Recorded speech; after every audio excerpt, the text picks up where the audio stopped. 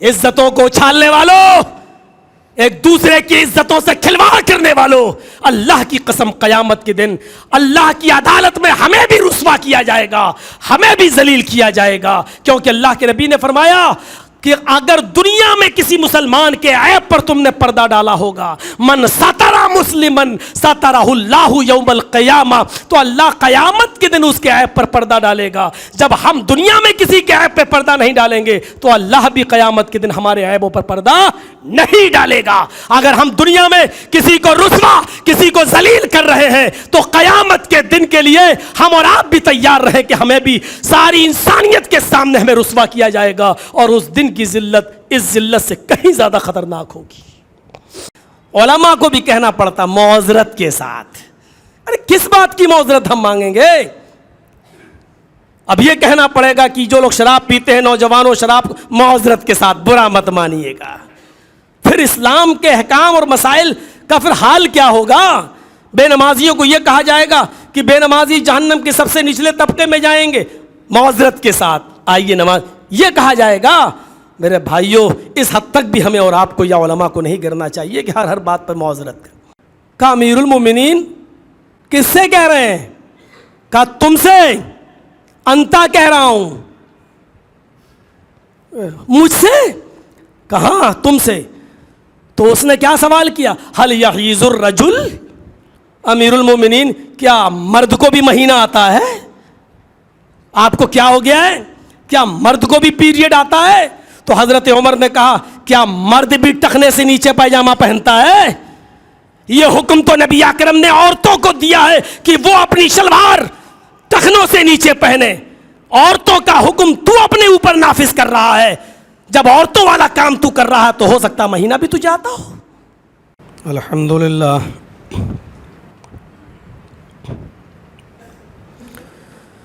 الحمد للہ نحمدہ ونستعینہ ونستغفرہ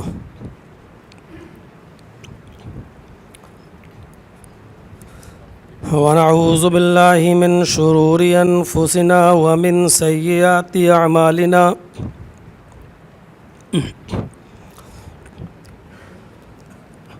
من یہدہ اللہ فلا مضل لہ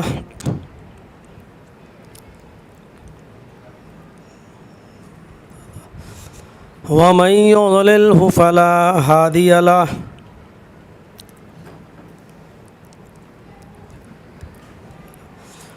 وأشهد أن لا إله إلا الله وحده لا شريك له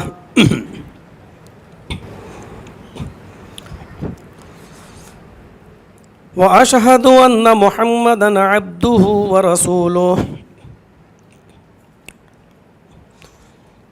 أما بعد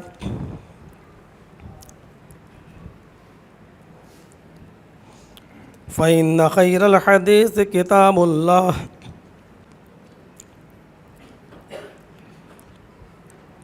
وخير الهدي هدي محمد صلى الله عليه وسلم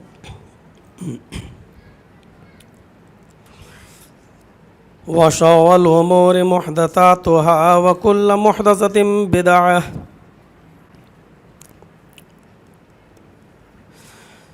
وكل بدعة ضلالة وكل ضلالة في النار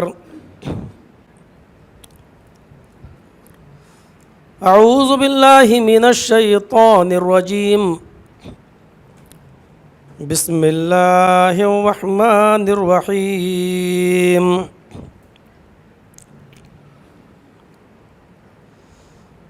والعصر إن الإنسان لفي خسر إلا الذين آمنوا وعملوا الصالحات وتواصوا بالحق وتواصوا بالصبر رب اشرح لي صدري ويسر لي أمري واحلل عقدة من لساني يفقهوا قولي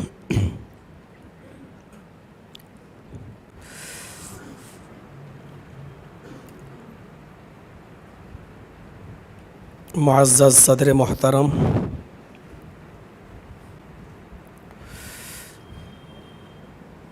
علاقے کے اہم ذمہ دار ریاض احمد صاحب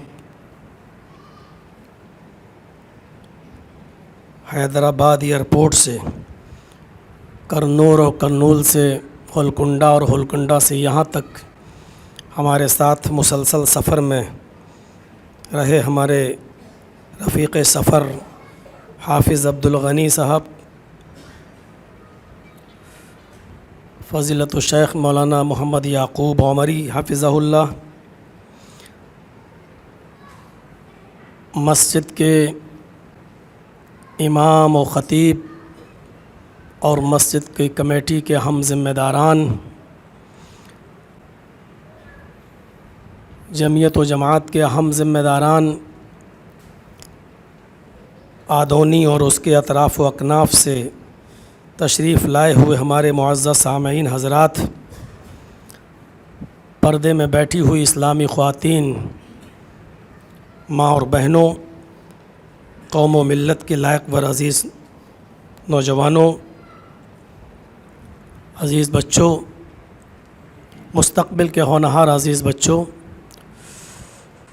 بہت کچھ سوچنے کے بعد کچھ اصلاحی باتیں کہنے کی جرات کر رہا ہوں، اس امید کے ساتھ کہ اللہ رب العالمین کہنے والے کو بھی اور سننے والوں کو بھی عمل کی پوری توفیق عطا فرمائے۔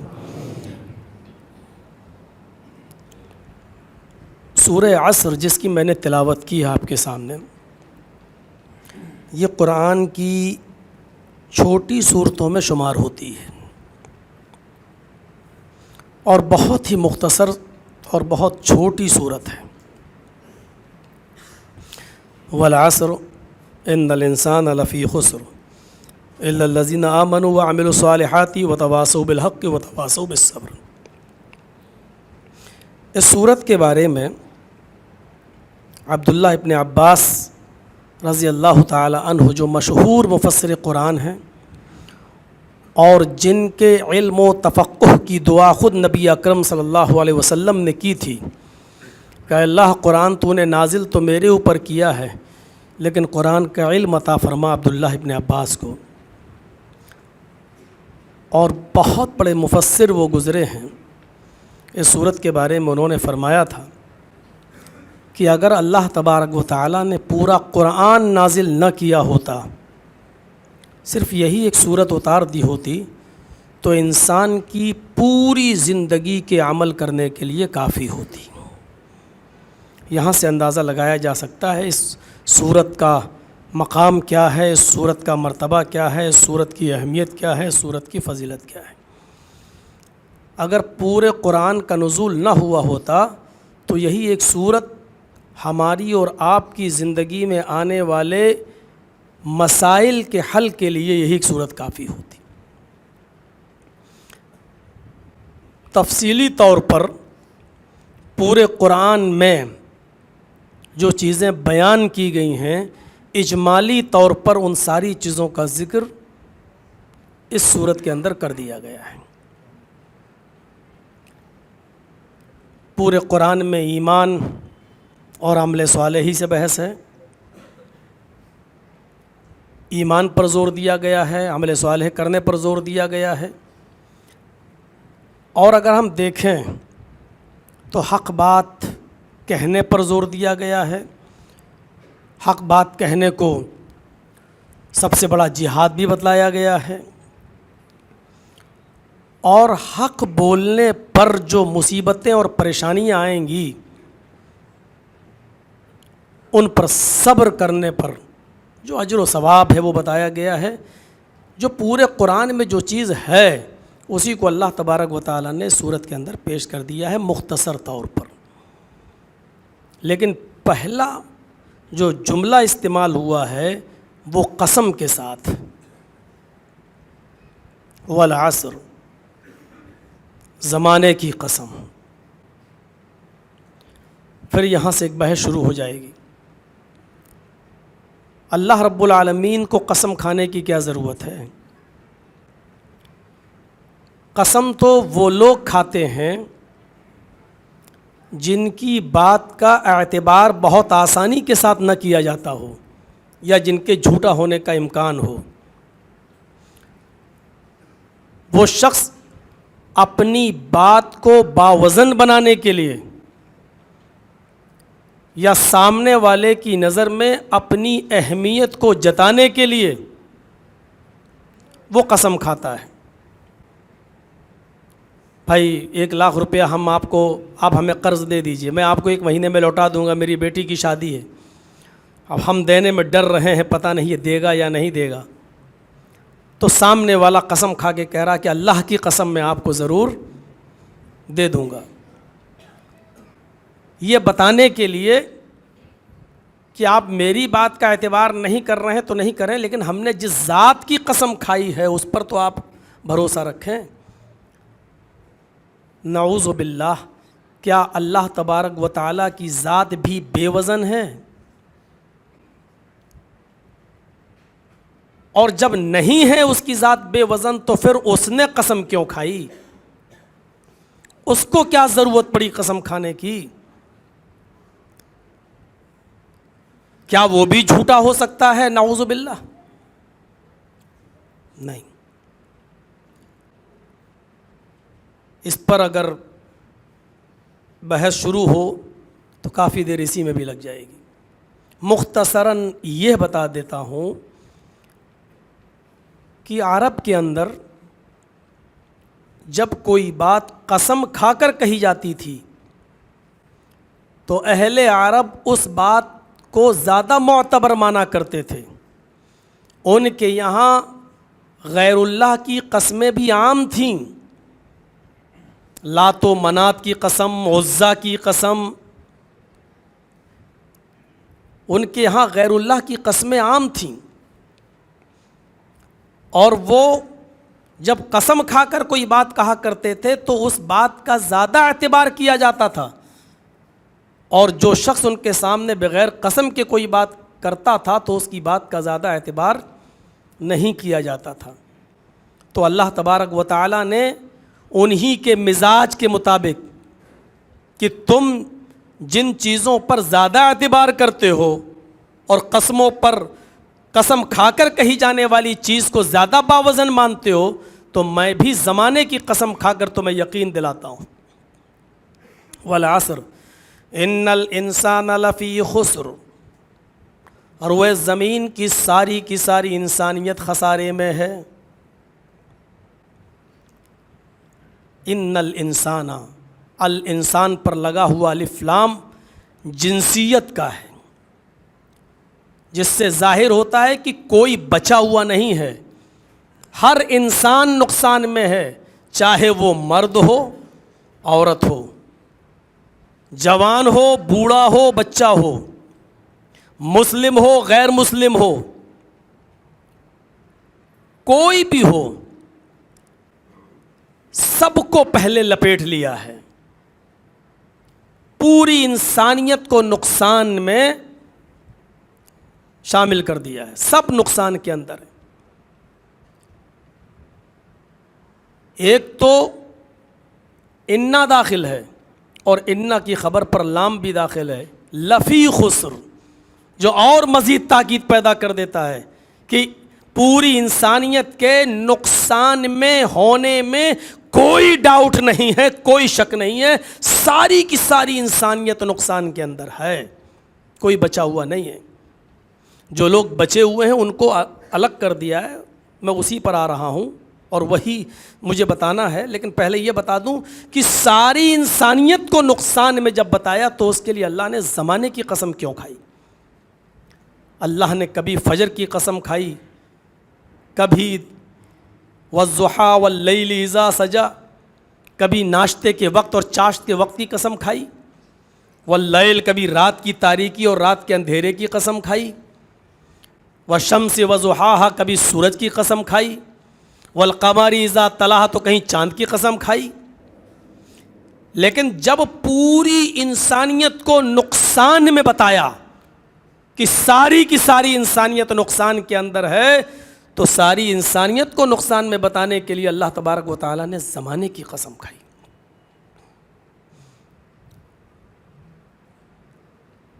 علامہ رازی نے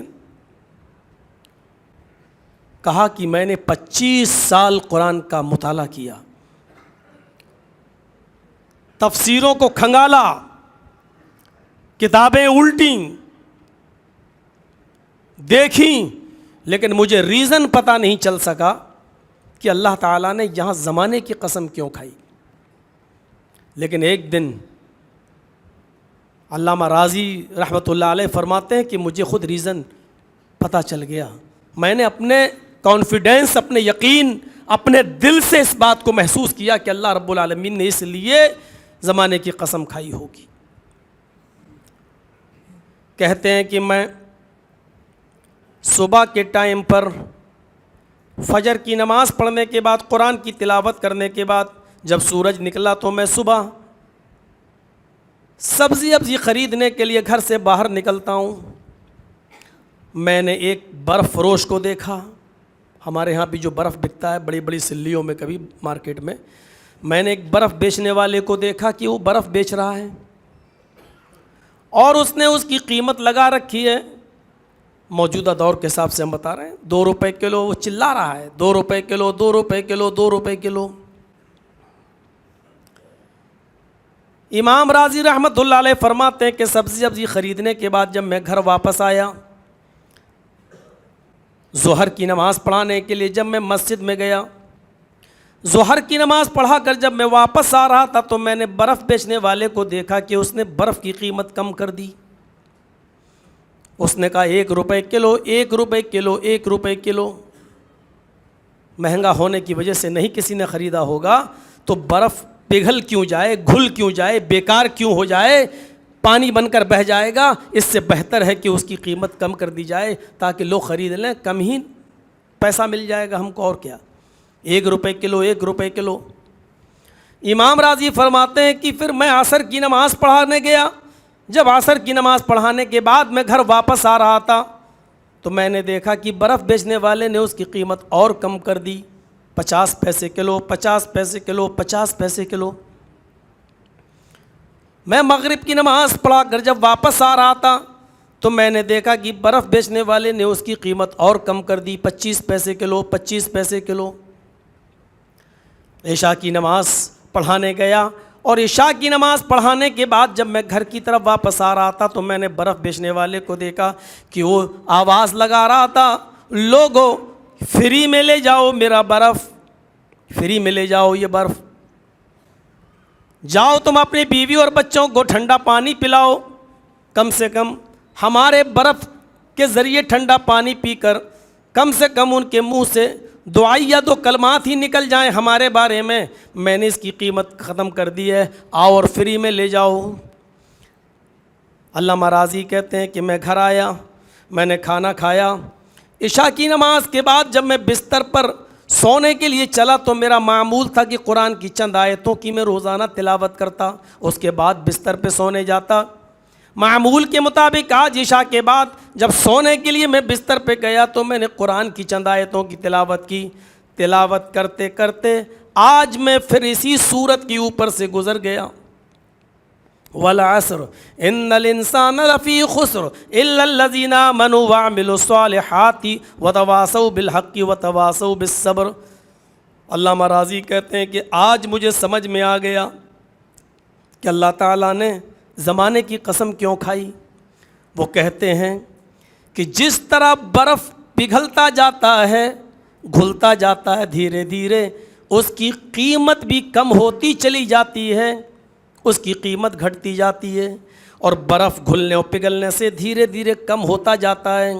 جس طرح برف کے گھلنے سے اور پگھلنے سے اس کی قیمت بھی گھٹتی ہے اور وہ بھی کم ہوتا چلا جاتا ہے, خاتمے کی طرف جاتا ہے, اینڈ کی طرف جاتا ہے.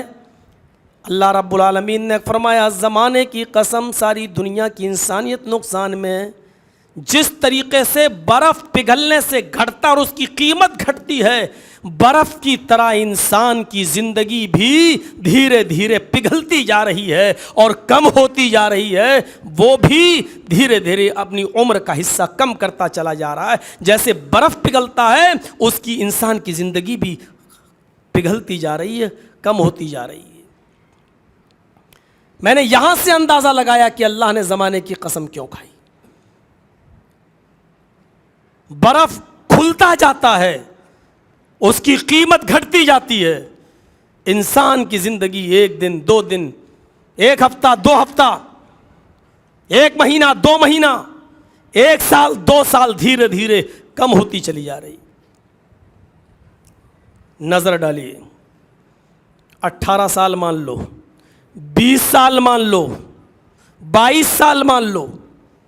آج میں آپ کے روبرو ہوں، مولوی جرجیز کا آپ کے سامنے آنا اور 20-22 سال پہلے آپ کا میرا پروگرام سننا اور 20-22 سال کے بعد یہاں پر بیٹھ کر پھر سے خطاب سننا، یہ چیخ چیخ کر یہ کہہ رہا ہے کہ یہ 22 سال جرجی صاحب آپ اپنی عمر کے کم کر چکے ہو، آپ اپنی زندگی کے یہ 22 سال کم کر چکے ہو. اور جن لوگوں نے 22 سال پہلے میرا خطاب سنا تھا، آپ کی زندگی بھی پکار پکار کے چیخ چیخ کے یہ کہہ رہی ہے کہ آپ بھی اپنی زندگی کے وہ 22 سال کم کر چکے ہو. وہ لوٹ کر اب واپس نہیں آئیں گے. ان 22 سالوں کا حساب و کتاب سرکشت ہے، محفوظ ہے، وہ ہمیں دینا پڑے گا. ایک ایک لمحے کا، ایک ایک سیکنڈ کا حساب ہمیں اور آپ کو دینا پڑے گا. اس سے ہم اور آپ بچ نہیں سکتے. لا تزال قدم عبد یوم القیامہ، کوئی انسان قدم ہلا نہیں سکتا میدان محشر میں جب تک کہ وہ 4 یا 5 سوالوں کے جواب نہ دے دے. ان عمری فیما افنا، پہلا سوال، اپنی عمر کو کہاں فنا کیا. عمر میں بچپنے سے لے کر بڑھاپے تک ساری چیزیں شامل ہو گئیں. عمر کے متعلق الگ سوال ہوگا، لیکن جوانی کے تعلق سے الگ سے سوال ہوگا. وعن شبابہ فیما ابلا، خاص طور پر جوانی بتلاؤ کہ جوانی کہاں گزاری. وہ 22 سال ہمارے اور آپ کے محفوظ ہیں اللہ کے رجسٹرڈ میں، اس کا حساب و کتاب ہمیں اور آپ کو دینا ہوگا. برف کی مانند یہ زندگی پگھلتی اور گھلتی جا رہی ہے. خسارے میں اس لیے کہا کہ ہم 1 دن، 2 دن، 1 ہفتہ، 2 ہفتہ، 1 مہینہ، 2 مہینہ، 1 سال، 2 سال جو کم کر دیے ہیں اور ہر سال کم کرتے چلے جا رہے ہیں. تو ہر انسان غور کرے، وہ 2 چیزوں میں سے کسی ایک چیز کے قریب ہو رہا ہے. 22 سال ہم نے اور آپ نے جو گزارے ہیں، اس کا مطلب یہ ہے کہ 20 یا 22 سال ہم اپنی قبر کے اتنے ہی نزدیک ہو گئے ہیں. تھوڑا سا دماغ لگائیے. 22 سال کہہ دینا اور ہنس کے استقبال کر لینا بہت آسان ہے. مولوی صاحب پہچانا 22 سال پہلے، بہت آسان ہے یہ جملہ کہہ دینا. لیکن دوسرے نظریے سے سوچئے کہ 22 سال ہماری اور آپ کی دونوں کی زندگی قبر سے قریب ہو گئی ہے. ہم اتنا قریب ہو گئے ہیں.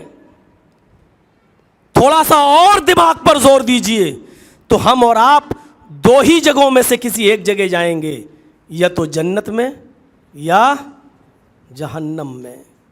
تیسرا کوئی ٹھکانہ نہیں ہے.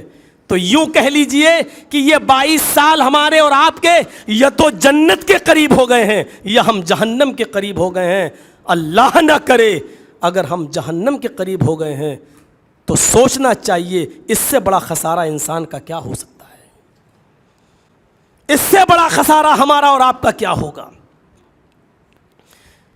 اسی لیے کہا والعصر، زمانے کی قسم، ان الانسان لفی خسر، روئے زمین کے اوپر جتنے بھی لوگوں کو آپ دیکھ رہے ہیں، ہماری اور آپ کی نظر میں ساری کی ساری انسانیت، ساری کی ساری یہ انسانیت کوئی بھی ہو، کسی بھی مذہب سے جڑی ہوئی ہو، سب کے سب نقصان ہی نقصان کے اندر ہیں. سر تا پا، سر سے لے کر پیروں تک نقصان کے اندر ڈوبے ہوئے ہیں. 1 دن، 2 دن، 1 ہفتہ، 2 ہفتہ، 1 مہینہ، 2 مہینہ، 1 سال، 2 سال جو ہمارے گزرتے جا رہے ہیں، ہم جنت یا جہنم میں سے ان دونوں میں سے کسی ایک کے قریب ہوتے جا رہے ہیں. اگر ہم جہنم کے قریب ہو رہے ہیں تو اس سے بڑا نقصان ہمارا اور آپ کا کوئی نہیں ہے. کتنے بے وقوف ہیں وہ ماں باپ جو اپنے بیٹوں کا اور بچوں کا برتھ ڈے مناتے ہیں. تھوڑی دیر کے لیے سوچئے، 5 سال کا کیا ہوا، کیک کاٹ رہے ہیں، ہیپی برتھ ڈے ٹو یو، لیجیے کھلا رہے ہیں. کیا میسج، آج میرا بیٹا 5 سال کا ہو گیا، آج میرا بیٹا 10 سال کا ہو گیا. میں سمجھتا ہوں کہ یہ پیرنٹس جو ہے، یہ ماں باپ، ان سے بڑا بے وقوف کوئی باپ ہمیں نظر نہیں آیا. تیرا بیٹا 10 سال کا نہیں ہوا، بلکہ 10 سال وہ بھی اپنی زندگی کم کر چکا ہے. آج 15ویں سال پر تو اپنے بیٹے کا جنم دن منا رہا ہے. خوش ہونے کی ضرورت نہیں. 15 سال تیرا بیٹا اپنی قبر کے قریب یا اپنی جنت و جہنم کے قریب ہو چکا، تو خوشی کس بات کی منا رہا ہے؟ پیرنٹس کو یہ حکم دیا جا رہا ہے، یا ایھا الذین آمنوا قوا انفسکم واہلیکم نارا. اے ایمانو والو، تم اپنے آپ کو بھی جہنم سے بچاؤ اور اپنے اہل و عیال کو جہنم سے بچاؤ. حکم یہ دیا جا رہا ہے محمد رسول اللہ صلی اللہ علیہ وسلم کی طرف سے، جب تمہارے گھر میں کوئی بچہ پیدا ہو اور جب وہ زبان کھولنے لگے، چلانے لگے، بولنے کی کوشش کرے، تو اس کی زبان سے سب سے پہلے اللہ کا جملہ نکلواؤ، اللہ کہلواؤ. جب وہ تھوڑا سا اور بولنے لگے تو لا الہ الا اللہ یہ کلمہ اس کی زبان سے نکلواؤ. پھر فرمایا جب تمہارے بیٹے 7 سال کے ہو جائیں تو ان کی انگلی پکڑ کر ان کو مسجد کے دروازے تک لاؤ، ان کو نماز پڑھنے کی عادت ڈلواؤ، ان کو مسجد کا پابند بناؤ، ان کو نماز پڑھنا سکھاؤ، ان کو اپنے ماحول میں اور اپنے مزاج میں ڈھالو. پھر حکم یہ دیا جا رہا ہے اگر 7 سال کی عمر میں کبھی پڑھیں گے کبھی نہیں پڑھیں گے، ان پر اتنی سختی مت کیجئے گا. لیکن جب 10 سال کے ہو جائیں تب بھی وہ نماز نہ پڑھیں تو وَضْرِبُوهُمْ، ان کو مار مار کر مسجد میں لاؤ، ان کو پیٹتے ہوئے مسجد میں لاؤ. ان 10 سال سے بڑے بچوں کو مارنا، ان کو پیٹنا، یہ باپ کی ذمہ داری بن جاتی ہے. میرے بھائیو، اللہ کے نبی یہ نہیں کہہ رہے ہیں جب 7 سال کا ہو جائے تو کیک کاٹو، 8 سال کا ہو جائے تو، کیونکہ آپ یہ بتانا چاہ رہے ہیں کہ اب آپ کا بیٹا جوں جوں بڑا ہوتا جائے گا، وہ قبر کے قریب ہوتا جائے گا، جنت کے قریب ہوتا جائے گا یا جہنم کے، تو اس کو جیسے جیسے وہ بڑھتا جا رہا ہے اس کے عمل ایسے کرواؤ کہ وہ جہنم کے نہیں بلکہ جنت کے قریب ہوتا جائے. یہ راستہ بتایا جا رہا ہے محمد رسول اللہ کی طرف سے. کتنا بڑا بے وقوف ہے وہ باپ جو 15 16 20 22 سال کی عمر میں بھی اپنے بچوں کا اور اپنی اولاد کا جنم دن مناتا اور ہیپی برتھ ڈے ٹو یو کہہ کے کیک کاٹتا ہے. میں سمجھتا ہوں کہ اس سے بڑا بے وقوف اور پاگل کوئی باپ نہیں ہے. معذرت کے ساتھ ماڈرن زمانہ ہے، یہاں جتنے لوگ آئے ہیں ہم میں اور آپ میں بھی بہت سے لوگ کیک کاٹنے والے ہوں گے میرے بھائیوں، لیکن میں تو بدنام ہوں کہنے میں. حالانکہ ہمیں معذرت کرنے کی ضرورت نہیں تھی. کیوں معذرت مانگیں؟ کس بات کی مانگیں؟ کون سی غلطی ہم نے کی ہے؟ ارے آپ کیک کاٹ رہے ہیں، اگر غلطی کر رہے ہیں تو سننا پڑے گی. ہم کر رہے ہیں تو ہمیں بھی، لیکن اب آج کل ماحول بن گیا، لوگ برا مان جائیں گے. سرمایہ دار علماء کو بھی کہنا پڑتا معذرت کے ساتھ. ارے کس بات کی معذرت ہم مانگیں گے؟ اب یہ کہنا پڑے گا کہ جو لوگ شراب پیتے ہیں، نوجوانوں، شراب معذرت کے ساتھ برا مت مانیے گا. پھر اسلام کے احکام اور مسائل کا پھر حال کیا ہوگا؟ بے نمازیوں کو یہ کہا جائے گا کہ بے نمازی جہنم کے سب سے نچلے طبقے میں جائیں گے، معذرت کے ساتھ آئیے نماز، یہ کہا جائے گا. میرے بھائیوں، اس حد تک بھی ہمیں اور آپ کو یا علماء کو نہیں گرنا چاہیے کہ ہر بات پر معذرت کریں. بے وقوف ہیں وہ لوگ جو اپنی اولاد کا جنم دن مناتے ہیں. میرے بھائیوں، اب سنیے، خسارہ سمجھ لیا؟ اس بات کو یاد رکھیے، یہ مغرب کی نماز جو آپ نے ابھی ایک ساتھ مسجد میں پڑھی ہے، کعبے کے رب کی قسم اب یہ مغرب کی نماز ہماری اور آپ کی زندگی میں دوبارہ نہیں آئے گی. اب یہ مت کہنا کہ کل تک اگر زندہ رہے ہو پڑھ لی مولانا تو معاف کیجئے گا. کل تک آپ مغرب تک زندہ رہے اور آپ نے ہمارے ساتھ اگر نماز پڑھ بھی لی تو مغرب ضرور پڑھیں گے، لیکن آپ اپنی زندگی کا ایک دن کم کر چکے ہوں گے. آپ یہ والی مغرب کی نماز جو آج پڑھی ہے وہ نہیں پڑھنے کو ملے گی آپ کو. کل آپ کو مغرب کی نماز اگر پڑھنا نصیب ہوا تو ایک دن کم ہو چکا ہوگا ہماری زندگی کا، ہم ایک دن اور قبر کے قریب ہو چکے ہوں گے. کیا وجہ تھی؟ جب جہنم کا عذاب کا ذکر ہوتا تھا تو حضرت عثمان غنی کی آنکھوں میں آنسو نہیں آیا کرتے تھے، اور جب قبر کے عذاب کا ذکر ہوتا تھا تو اتنا روتے تھے کہ ان کی داڑھی آنسو میں تر ہو جایا کرتی تھی. پوچھا عثمان غنی سے کہ جہنم کا ذکر ہوتا تب تو آپ روتے نہیں، عذاب کا ذکر ہوتا تب تو آپ روتے نہیں، لیکن قبر کے عذاب کا ذکر ہوتا تو آپ روتے۔ تو جواب کیا تھا؟ ان القبر اول منزل من منازل الاخرہ، قبر تو آخرت کی منزلوں میں سے پہلی منزل ہے۔ جو قبر کے سوال و جواب سے، جو قبر کے میدان سے، جو قبر کی منزل سے، جو قبر کی تاریکیوں سے صحیح سلامت سوال و جواب میں کامیاب ہو گیا تو آخرت کی اور منزلوں میں وہ کامیاب ہوتا چلا جائے گا، نکلتا چلا جائے گا، پاس ہوتا چلا جائے گا۔ لیکن اس پہلی منزل میں اگر ڈیفیٹ کھا گیا، اس پہلی منزل میں اگر ناکام ہو گیا تو آخرت کی اور تمام منزلوں میں وہ گرتا چلا جائے گا، پھر کہیں کامیاب نہیں ہوگا۔ اس لیے قبر کے عذاب کا جب ذکر ہوتا تو میں روتا ہوں۔ ہم اس کو بھول جاتے ہیں، بھول 22 اور 23 سال کی زندگی میں آپ کے سامنے بیٹھے ہوئے اسی جرجیس نے جو 20-22 سال پہلے آپ سے خطاب کیا، اس 20-22 سال کی زندگی میں ایسے اتار و چڑھاؤ دیکھے ہیں، ایسے نشیب و فراز دیکھے ہیں، ایسے ایسے تجربوں سے میں گزرا ہوں جہاں تک آپ کا دماغ تک نہیں پہنچ پائے گا۔ منٹوں میں بڑے بڑے ساہوکاروں اور چودھریوں کو خاک میں ملتے ہوئے دیکھا، کیمپوں میں رہتے ہوئے دیکھا، جو دوسروں کو لنگر بانٹا کرتے تھے ان کو لنگروں کا محتاج دیکھا۔ کسی کی رسوائی یہاں مقصد نہیں ہے، کسی کا نام لینا یہاں مناسب نہیں ہے، اپنی آنکھوں سے دیکھا ہے۔ ایسے ایسے لوگ جنہوں نے مسجد و مدرسوں کو خود کے نام پر ہمارے ہاتھ میں 1-2 ہزار کی نہیں، 1,00,000-2 لاکھ جب میں جھنڈا نگر میں پڑھتا تھا، سراج العلوم جھنڈا نگر، تو اس مدرسے کی مدد کی تھی، ایسے ہاتھ میں دے دیا تھا کہ آپ اپنے مدرسے کو دیجئے گا۔ انہی لوگوں کو چپکے سے لوگوں کے سامنے نہیں، کیونکہ وہ منہ نہیں کھول پا رہے تھے، ان کو مدد کرتے ہوئے میں نے خود، میرے بھائیوں ہم نے دیکھا ہے، انہوں نے کہا تھا کہ کسی کے سامنے ذکر نہیں ہونا چاہیے۔ اتار و چڑھاؤ ہے زندگی کا، اسی کا نام زندگی ہے، اسی کا نام زندگی ہے۔ یہاں جنگ بدر میں کامیابی ملتی ہے جناب محمد رسول اللہ کو، صحابہ جشن منا رہے ہیں کہ پہلی جنگ ہم نے جیت لی، صحابہ جشن منا رہے ہیں، خوشی کا ٹھکانہ نہیں ہے۔ وہی خبر ملتی ہے کہ آپ کی بیٹی عثمان غنی کی بیوی حضرت رقیہ کا چیچک کی بیماری میں انتقال ہو جاتا ہے۔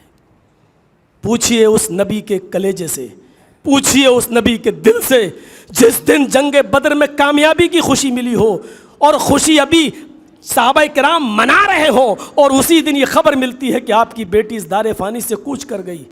میرے بھائیو ذرا تصور کیجیے، آپ خوشی کے دن غمی، عید کے دن ہمارے بیٹے کا انتقال ہو جائے تو کیسا لگے گا؟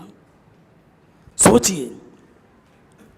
اور اللہ کے نبی جب تک اپنی بیٹی کے قبر پہ جاتے ہیں، اس وقت بیٹی کی قبر کی تدفین ہو چکی تھی، مٹی دی جا چکی تھی، آپ کو اپنی بیٹی کا چہرہ دیکھنا بھی نصیب نہیں ہوتا ہے۔ یہاں تو فلاں صحابہ آ رہے ہیں دور سے، تھوڑا سا رکھ لیجئے باڈی کو، ارے وہ ہمارے فلاں رشتہ دار رہ جائیں گے۔ آج کل فریزر بھی چلنے لگے ہیں، مشینیں بھی آنے لگی ہیں، 24 گھنٹے تک باڈی کو رکھ لیا جاتا ہے۔ اللہ کے نبی صلی اللہ علیہ وسلم جب اپنی بیٹی کی قبر پہ پہنچتے ہیں تو تدفین ہو چکی تھی۔ آپ نے یہ نہیں کہا ہے عثمان غنی تم نے میرا انتظار کیوں نہیں کیا، تھوڑا سا انتظار کر لیتے، نہیں کیا۔ آپ نے اسی قبر کے پاس اپنی بیٹی کی نماز جنازہ پڑھی، اپنے ہاتھ سے مٹی بھی دے دی، چہرہ دیکھنا نصیب نہیں ہوا۔ آپ کی آنکھوں میں آنسو ہیں لیکن زبان مبارک سے جملے نکل رہے ہیں، انا للہ و انا الیہ راجعون، ہم سب اللہ ہی کی طرف سے تو آئے ہیں، ہم سب کو اللہ ہی نے تو بھیجا ہے اور اللہ ہی کی طرف ہم سب لوٹ کے جائیں گے۔ ایسے موقع پر بھی جو سامعین تھے، جو حاضرین تھے، جو صحابہ نے مٹی دی تھی، آپ ان کو توحید کا درس دے رہے ہیں اور ایک اللہ سے رشتہ استوار کر رہے ہیں، ایک اللہ سے جوڑ رہے ہیں۔ کوئی بات نہیں، ہم کو یہ سب دیکھنا پڑے گا۔ خوشی اور یہ زندگی کا ایک حصہ ہے، کوئی آدمی چاہے کہ ہماری زندگی میں کبھی غم نہ آئے، خوشیاں ہی خوشیاں، وہ مکمل انسان نہیں ہے۔ کوئی یہ سوچے کہ ہماری زندگی میں کبھی جو ہے غم ہی غم ملے، خوشی نہیں، حقیقت میں دیکھا جائے تو وہ بھی مکمل انسان نہیں۔ خوشی اور غم دونوں زندگی کا ایک حصہ ہے، اور اللہ کے رسول کو دونوں سے گزرنا پڑا، خوشی بھی غم بھی، دونوں سے گزرنا پڑا، اور ایسا ایک ہی دن خوشی ایک ہی دن غم، یہ زندگی کا ایک حصہ ہے۔ تو والعصر ان الانسان لفی خسر، زمانے کی قسم، روئے زمین پر جتنی بھی انسانیت ہے سب کے سب خسارے میں ہیں۔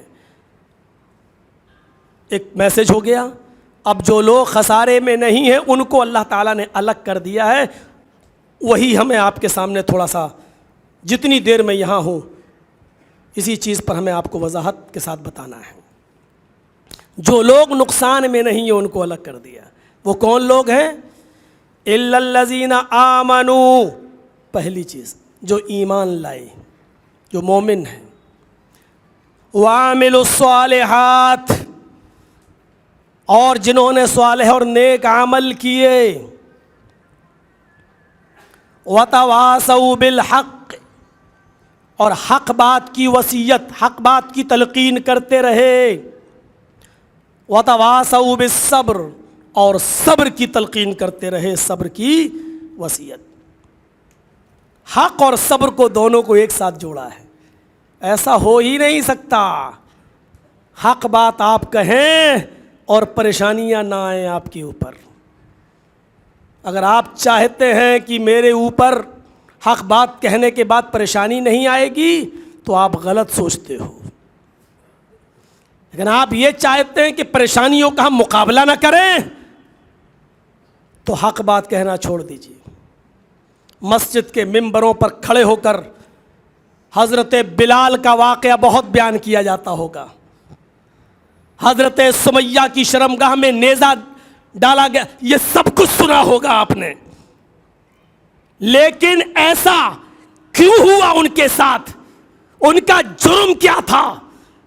ہم سمیہ کی زندگی کے یہ واقعات تو بتاتے ہیں، لیکن سمیہ کے ساتھ یہ معاملہ جس بنیاد پر ہوا اس راستے پہ ہم چلنے کے لیے تیار نہیں ہیں۔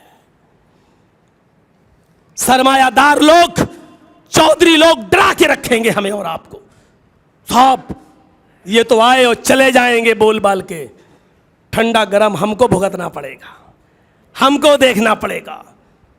میرے بھائیوں، بندشیں، یہ چیز انسان کو حق بیانی سے روک دیتی ہے۔ میں نے کہا نا، اس 23-24 سال کی زندگی میں نے بہت اتار و چڑھاؤ دیکھے ہیں، سلاخیں بھی دیکھی ہیں، جیل کی چہار دیواری بھی دیکھی ہے، اور میں سمجھتا ہوں شاید جماعت اہل حدیث کے اندر اتنی بار تو کوئی جیل میں نہ گیا ہوگا جتنی بار ہم گئے ہوں پورے ہندوستان کے اندر۔ یہ تجربے ہم نے کر کے دیکھے ہیں، لیکن یہ بھی سچ ہے کہ شروع میں ڈر لگتا تھا، لیکن بعد میں ویسی ڈر اپنے آپ آٹومیٹک ختم ہوتا بھی چلا گیا۔ تو کہنا کیا چاہتا ہوں میں کہ الا الذین آمنوا وعملوا الصالحات، ایمان۔ اب ایمان کتنے خوش ہو رہے ہوں گے، ماشاءاللہ، اللہ تعالیٰ نے ہم کو الگ کر دیا ہے۔ الا الذین آمنوا، جو ایمان لائے، ہم تو ایمان لانے والے ہیں۔ ایمان لانے والے ہو، ایمان کے 3 درجے بتائے گئے ہیں، ایمان کے 3 درجے۔ کیا کہا؟ اگر تم کوئی برائی اپنی آنکھ سے دیکھ رہے ہو، من را منکم منکرن فلیغیر بیدہ، اگر تم نے کسی برائی کو اپنی آنکھ سے دیکھا تو ایمان کا پہلا درجہ یہ ہے کہ اس کو اپنے ہاتھ سے روک کر دکھاؤ۔ ہے ہمارے پاس ایمان کا یہ درجہ؟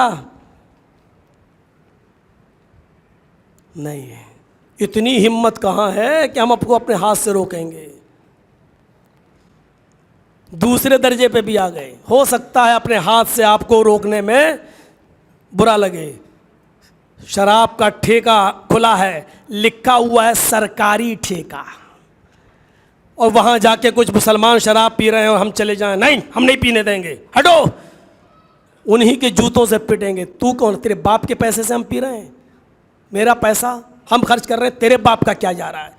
ہمیں اتھارٹی نہیں ہے. پولیس بھی ہم ہی کو مارے گی. کیوں؟ سرکاری ٹھیکے پہ پی رہا. تم کون ہوتے ہو روکنے والے؟ اسی کی تائید کی جائے گی. آپ سناتے رہیے حدیث, اللہ کے نبی نے یہ فرمایا, اللہ کے نبی نے یہ فرمایا, اللہ کے نبی نے فرمایا. حضرت عمر فاروق رضی اللہ تعالیٰ عنہ نے دیکھا ایک آدمی ان کے آگے آگے چل رہا ہے اور اس کا پائجامہ ٹخنوں سے نیچے ہے. تو حضرت عمر فاروق نے دیکھا ہے یہ ٹخنوں سے نیچے کپڑا کون پہنا ہوا ہے؟ تو چیختے ہوئے چلاتے ہیں, ڈانٹتے ہوئے کہتے ہیں احائز انت یا رجل. اس نے پیچھے مڑ کے دیکھا, امیر المومنین احائز انتا. وہ کہہ رہے ہیں احائز انتا کا مطلب کیا تجھے پیریڈ آ رہا ہے؟ عورتوں کو جو پیریڈ آتا ہے مہینے میں ایک بار, جو جس کو ہم لوگ MC بولتے ہیں, ہر عورت کی فطرت ہے. تو حضرت عمر نے کتنے خطرناک جملے بولے. دیکھیے, آپ کہہ سکتے ہیں مولوی جرجیس بڑا بیہودہ ہے, کیا جملہ بول رہا ہے, لیکن ہم تو حضرت عمر فاروق کے جملے بیان کر رہے ہیں. کیا کہا؟ احائز انتا, کیا تجھے مہینہ آ رہا ہے؟ اس نے پیچھے مڑ کے دیکھا, کس سے کہہ رہے ہیں؟ کہا امیر المومنین کس سے کہہ رہے ہیں؟ کہا تم سے. انتا کہہ رہا ہوں. مجھ سے؟ کہاں تم سے. تو اس نے کیا سوال کیا؟ حل یحیز الرجل, امیر المومنین کیا مرد کو بھی مہینہ آتا ہے؟ آپ کو کیا ہو گیا ہے؟ کیا مرد کو بھی پیریڈ آتا ہے؟ تو حضرت عمر نے کہا کیا مرد بھی ٹخنے سے نیچے پائجامہ پہنتا ہے؟ یہ حکم تو نبی اکرم نے عورتوں کو دیا ہے کہ وہ اپنی شلوار ٹخنوں سے نیچے پہنے. عورتوں کا حکم تو اپنے اوپر نافذ کر رہا ہے. جب عورتوں والا کام تو کر رہا ہے تو ہو سکتا مہینہ بھی تجھے آتا ہو. دیکھا جائے تو ہم میں اور آپ میں کتنے لوگوں کے اوپر یہ بجلی گر رہی ہے. اس حمام میں کون کون ننگے ہیں؟ لیکن کریں کہ آپ آئی تو آئی ہے. اب یہ تھوڑی کہوں گا معذرت کے ساتھ, جو لوگ نیچا پینٹ پہنتے ہیں اور جن کا پینٹ جوتے اور چپل سے بھی نیچے زمین پر جھاڑو دیتے ہوئے جاتا ہے, میں ان سے معافی چاہتا ہوں. میں بولنا نہیں چاہتا ہوں. اب یہ کتنی باتوں پہ ایسے معافی مانگی جائے گی؟ حضرت عمر فاروق کے ساتھ جو خادم چل رہا تھا کہا جی بسکین, جاؤ چھری لے کر آؤ. چھری آ گئی. اس نے کہا امیر المومنین کیا کر رہے ہیں؟ کہا یہ ٹخنے سے نیچے کا جو حصہ وہ میں کاٹوں گا. اس نے جلدی سے اوپر کیا, کہا امیر المومنین میں گھر جا کے کاٹ لوں گا. فرمایا وہ ٹھیک ہے, مجھے معلوم ہے کہ تم ایسا کرو گے, لیکن اللہ کے رسول کا فرمان ہے جب کوئی بری چیز یا برا کام اپنی آنکھوں سے دیکھو تو اپنے ہاتھ سے دور کرو. یہ ایمان کا پہلا درجہ ہے. میں نے اس برے کام کو اپنی آنکھوں سے دیکھا ہے, اپنے ہاتھ سے دور کروں گا. اور کاٹ دیا اس کا آدھی پنڈلی تک. چلو ہو گئے, یہاں تک کاٹ دیا اپنے آپ. یہ ہمت ہے ہمارے اندر؟ نہیں. ایمان کا دوسرا درجہ بھی بتایا. اس حدیث کی روشنی میں سوچئے گا ہم کتنے بڑے مومن ہیں. ابھی نہیں سوچو تو رات میں جب سونے جاؤ بستر پر تب سوچنا, ہم اور آپ سب سوچیں کہ ہمارے اندر کتنے % ایمان ہے. الا الذین آمنوا کہہ تو دیا, اس ایمان میں ہم شامل ہیں بھی یا نہیں؟ اللہ کے نبی نے فرمایا فمن لم یستطع فبلسانی, اگر یہ طاقت نہیں ہے کسی کے اندر اپنے ہاتھ سے روکنے کی تو اپنی زبان سے اس کو منع کر دے. اے صاحب شراب مت پیو. ارے صاحب یہ کیا کر رہے ہو؟ کتنے لڑکے کی بارات جا رہی؟ ہاں. کتنے باراتی جا رہے ہیں؟ صاحب 500. 500 لڑکی والے پہ ظلم کر رہے ہو بیچارے پر. یار اتنے نہیں یار, 10 20 50 لے جاؤ. تیرے باپ کا کیا جا رہا ہے؟ تو کون ہوتا ہے؟ جب تیرے لڑکے کی شادی ہو تو ایک بھی مت لے جانا. مجھے کون ہوتا روکنے والا؟ آپ کہہ دیں گے. اتنی ہمت نہیں ہے. حاجی صاحب حج کر کے آئے سعودی عرب سے, سعودی عرب کا رومال ڈالے ہوئے ہیں ماشاءاللہ لال, داڑھی پہ ہاتھ پھیر رہے ہیں. کہاں جا رہے ہیں؟ منہ میں پان چبا رہے ہیں. کہاں جا رہے ہیں؟ بارات میں جا رہے ہیں. کہاں بارات میں جا رہے ہیں صاحب؟ بیٹے کی بارات ہے. کتنے آدمی؟ 400 آدمی 500 آدمیوں کی بارات بھی جا رہی ہے. حاجی صاحب ہیں, داڑھی ہے لمبی ماشاءاللہ. کہاں؟ بارات میں. پان کھا کے کہہ رہے ہیں بارات میں جا رہے ہیں. آپ اس حاجی کو بھی نہیں روک پاؤ گے، سیدھے سیدھے کہہ دے گا کہ بھائی صاحب میرے بیٹے کی جا رہی ہے، تم اپنے بیٹے کی مت لے جانا، تم کون ہوتے ہو مجھے روکنے والے؟ آپ زبان سے بھی منع نہیں کر پاؤ گے۔ ایک تیسرا درجہ اور بتایا، اگر زبان سے بھی کہنے کی ہمت نہیں ہے تو کیا کہا؟ فَبِقَلْبِهِ، تو کم سے کم دل سے ہی برا مان جان لو۔ یہ شراب جو پی رہا ہے ہم ہاتھ سے نہیں روک سکتے، یہ 500 آدمیوں کی بارات لے جا رہا ہے ہم اس کو منع بھی نہیں کر سکتے، تو دل سے برا جان لو۔ دل سے برا ماننے کا مطلب یہ ہے کہ ہماری دعوت آئی ہے بارات کی، تو کم سے کم ہم جب دل سے برا مان رہے ہیں تو ہم خود ہی نہ جائیں اس کے اندر، صاحب یہ غلط ہے، ہم نہیں جائیں گے۔ لیکن آج ہمارے پاس ایمان کا یہ سب سے کمزور درجہ بھی نہیں ہے۔ اللہ کے رسول نے یہ تیسرا درجہ بتانے کے بعد کیا کہا؟ ذالک اضعف الایمان، یہ ایمان کا سب سے کمزور درجہ ہے۔ ایمانداری کے ساتھ اس آدونی کی مسجد میں حاضرین سے میں پوچھنا چاہتا ہوں، سامعین سے جاننا چاہتا ہوں، ایمانداری کے ساتھ بتائیے کیا سب سے کمزور درجے کا ایمان بھی آج ہمارے پاس ہے؟ کیا ہم دل سے برا جانتے ہیں؟ کیا ہم دل سے کسی بارات میں جہاں 400 اور 500 آدمی کے لوگ لڑکی والے کے گھر لٹیرے بن کے جا رہے ہوں، کیا ہم دل سے برا مانتے ہیں؟ جانتے ہیں کہ ہم دعوت آئی تو ہم بھی چلیں گے، بلکہ ظہر کے بعد بھوکے اور رہتے ہیں تاکہ بارات میں زیادہ سے زیادہ کھانے کو مل جائے، پورا حصہ بھیڑ بھر لوں چاہے 3 دن تک ہمیں لوز موشن ہوتا رہے، لیکن بارات میں اچھا کھانے کو مل جائے۔ اللہ تعالیٰ نے یہاں جن لوگوں کو مومن کہا وہ ان کو کہا، قرآن کیا کہتا ہے؟ یا ایھا الذین آمنوا ادخلوا فی السلم کافہ، ایمان والو پورے کے پورے اسلام میں داخل ہو جاؤ، آدھے ادھورے نہیں، پورے کے پورے اسلام میں داخل ہو جاؤ۔ ہمارے پاس ایمان کا یہ درجہ بھی نہیں ہے، سب سے کمزور درجے کا ایمان بھی نہیں۔ معاشرے کی اصلاح میں اس چیز کو بھی شامل کر لیجئے گا، ایمان الا الذین آمنوا، ایمان کی صحیح تشریح کروں تو سنیے، ابو طلحہ انصاری جلیل قدر صحابی، لمبی عمر پائے، اللہ کے نبی صلی اللہ علیہ وسلم کا زمانہ بھی انہوں نے دیکھا، نبی اکرم کے رخصت ہو جانے کے بعد ابو بکر کا زمانہ بھی انہوں نے دیکھا، ابو بکر کے زمانے کے بعد حضرت عمر فاروق کا بھی زمانہ دیکھا۔ اب غور کیجئے کتنی عمر ہو گئی ہوگی۔ اللہ کے رسول کے زمانے میں بھی زندہ رہے، پھر ابو بکر صدیق کے 2 سال وہ بھی زندہ رہے، پھر حضرت عمر فاروق رضی اللہ تعالیٰ عنہ کے زمانے کے 10 سال اس میں بھی زندہ رہے، عثمان غنی کا زمانہ آیا، اس دور تک یہ زندہ رہے۔ مسجد میں نماز پڑھنے کے لیے جا رہے ہیں، ایمان کے اثرات اگر ہماری زندگی پر مرتب نہیں ہو رہے ہیں تو بیکار ہے۔ سنیے، لاٹھی ٹیکے ہوئے ہیں، لاٹھی، اور لاٹھی کا سہارا لے کر ٹیک کر یہ مسجد کے اندر جاتے ہیں، ظہر کی نماز مسجد میں پڑھتے ہیں، مسجد میں ظہر کی نماز پڑھ کر جب واپس آ رہے ہیں تو ایک صحابی وہیں قرآن پڑھ رہے ہیں، یہ وہیں بیٹھ جاتے ہیں کہ چلو ہم پڑھنے کے لائق نہیں ہے، کمزوری بہت ہو گئی ہے، آنکھوں کی بینائی بھی اب ہماری کمزور ہو چکی ہے، تو چلو جو قرآن پڑھ رہا ہے اس کا میں سن لوں۔ وہ قرآن سننے لگے، اور جیسے ہی قرآن سننے کے لیے بیٹھتے ہیں وہ صحابی قرآن کی اس آیت پر پہنچتے ہیں، انفروا خفافا وثقالا وجاہدوا باموالکم وانفسکم فی سبیل اللہ، انفروا خفافا وثقالا، ہر حال میں نکلو، خفافا وثقالا، چاہے تمہیں آسانی ہو یا دشواری، چاہے سہولت ہو یا پریشانی، ہر حال میں نکلو۔